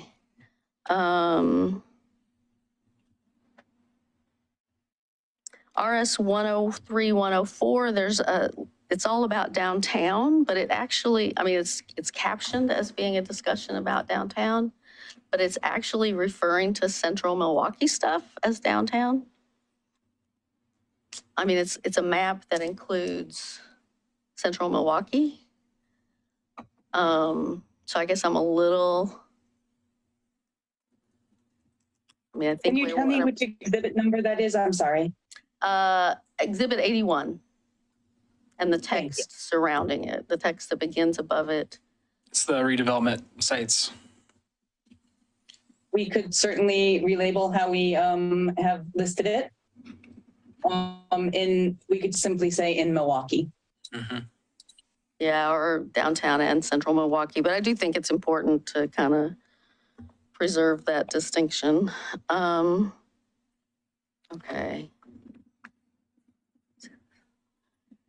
Okay, the rest of that, I think we talked about. Okay. I think that's it. Anything else would, be more grammatical. I may send some notes to staff. But yeah, that's the main questions. Okay. All right, nobody else? I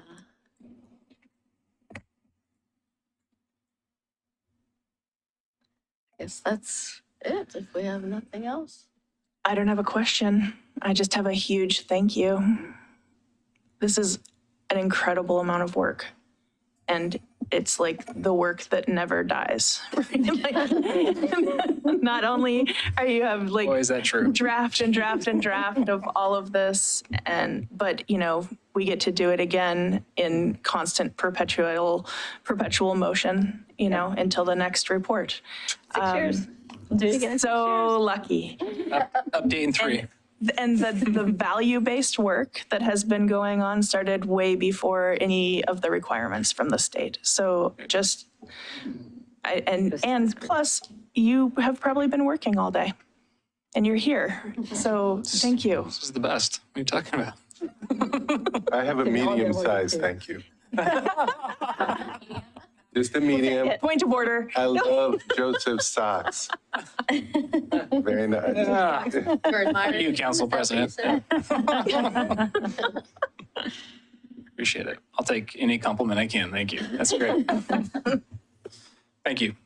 Okay. Thank you so much for your time. We really appreciate it. And so we'll go to hearing, and then you get to see this again In 2 weeks. Yeah, a couple times. couple of weeks. Thank you so much for all your help. Thank you, Beth. You're great. Thanks for Oh, certainly. Thank you all for your comments, and it's been great working with the city on this. Thank you so much. Thank you. So if I come to planning commission and watch it, do I have to show up?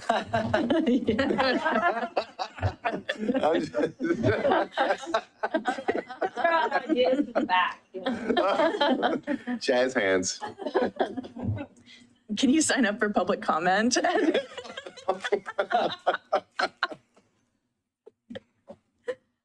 We should all do that. Okay, we have one last thing on the agenda, which is legislative and regional issues. I had said that I might come with a letter, but I did not get to the letter because I had these 200 pages to read. So 3414, yeah. Mr. Stauffer has the revenue forecast is tomorrow. Yep, and the second chamber deadline is approaching this week too. Obviously, they're not in date order there, but yep, this week is that. The end is nigh, and reviewing all the bills that the city's been tracking, a lot are approved and done or are clearly not moving anywhere. These are the ones that had stuff going on today, 3 third readings, and a hearing on 3167A, allowing for digital legal notices. Anybody have anything on those ones? Do we like that? Does that make your life easier? From what I understand, yes, that'd be helpful just to kind of continue to cover us in this post, what we learned during the pandemic when we couldn't do things. Good. And then tomorrow there was some. Could you go back? So 101 again, work session on HB 2004, that's still preliminary in our readings, isn't it? That's true, you're right. There are 2 third readings and a work session HB 2004. Big deal. Creating a preference for ranked choice voting statewide, yeah. Really big deal. Nice. Good catch. I had glanced over just all thinking they were third readings, but you're right, that's still a work session. That was held today. That's huge. The city has been approached on that topic a number of times, twice in like the last 10 years, for folks proposing that be done here, and they've never followed up with an initiative at all, but it has been. Floated. Yep. Yeah. And then tomorrow, these ones are coming up. I see 3 third readings. It does look like council will probably have the opportunity to go into executive session for cyber security and security purposes. And then those other ones, housing, STCs, and increasing the amount owed to tenants in a lease terminated by the landlord. It's going to go. I'm not. Yeah, I don't know what that housing. I'll have to look that one up. Oh, yeah. 2984. And then, as the mayor suggested, I was not aware or didn't hear of any letters. So if that's the case, then I have no other. I did not get one in on. Unfortunately, I would like to have, but. Before we leave this topic, I do have one letter that I need to talk about. It's not specific to the legislature. Staff, as you may know, every year works with our planning agencies to prioritize our work into the statewide STIP, so into the Statewide transportation investment. I know, but it's the one that they're doing right now. It's the the RTP? RTP, thank you. That's easy. I know. So acronym. We have our list is consistent. It's based on our CIP for the last several years. This year, we of course added the Kellogg Dam because it will be more available for funding in an upcoming cycle than we had expected when we first did the last FTP. There is a letter that needs to be signed by the council that's just that list. It's the list that's already been approved into the budget. But I needed to just clarify and make sure you all are comfortable with the mayor signing that list. It's due on May 24th, or I would be providing you with a staff report, but I found out today. And there's not another meeting. So you're saying we're not changing anything? It's other than moving Kellogg up, there's no changes to the list. It's just, this is the CIP as we have functioned it over the last several years. So is that just transportation projects or it's other CIP projects? No, it's a transportation. For the RTP, it's regional transportation projects. So you can take projects from your CIP that pertain to transportation, but you can't take other CIP projects and prioritize those. This recommended list goes to JPACT at a metro level. And it's our, it's not necessarily going to be funded next year. It's our wish, it's our longer term. This is all the way So it has through railroad avenue. 2045. Yeah, okay. So are you all, I'm sorry that I don't have more information for you tonight. I got the email at 2:34. Are you okay? Can I put us, okay, I'm gonna just sign it as the city council. I'm good. I'm good with it. Yeah. Okay, thanks. Okay. I was waiting for it. You looked like you were gonna jump in there. Thanks, Counselor. Okay, and we are not doing our executive session. The attorney wasn't in the room when we said that, so just want to make sure he's okay with us punting our executive session. Okay. All right, then I'll entertain a motion to adjourn. I move to adjourn. I second. It's been moved and seconded to adjourn. And all those in favor say aye. Aye. Aye. Opposed? None heard. Passes unanimously. We are adjourned.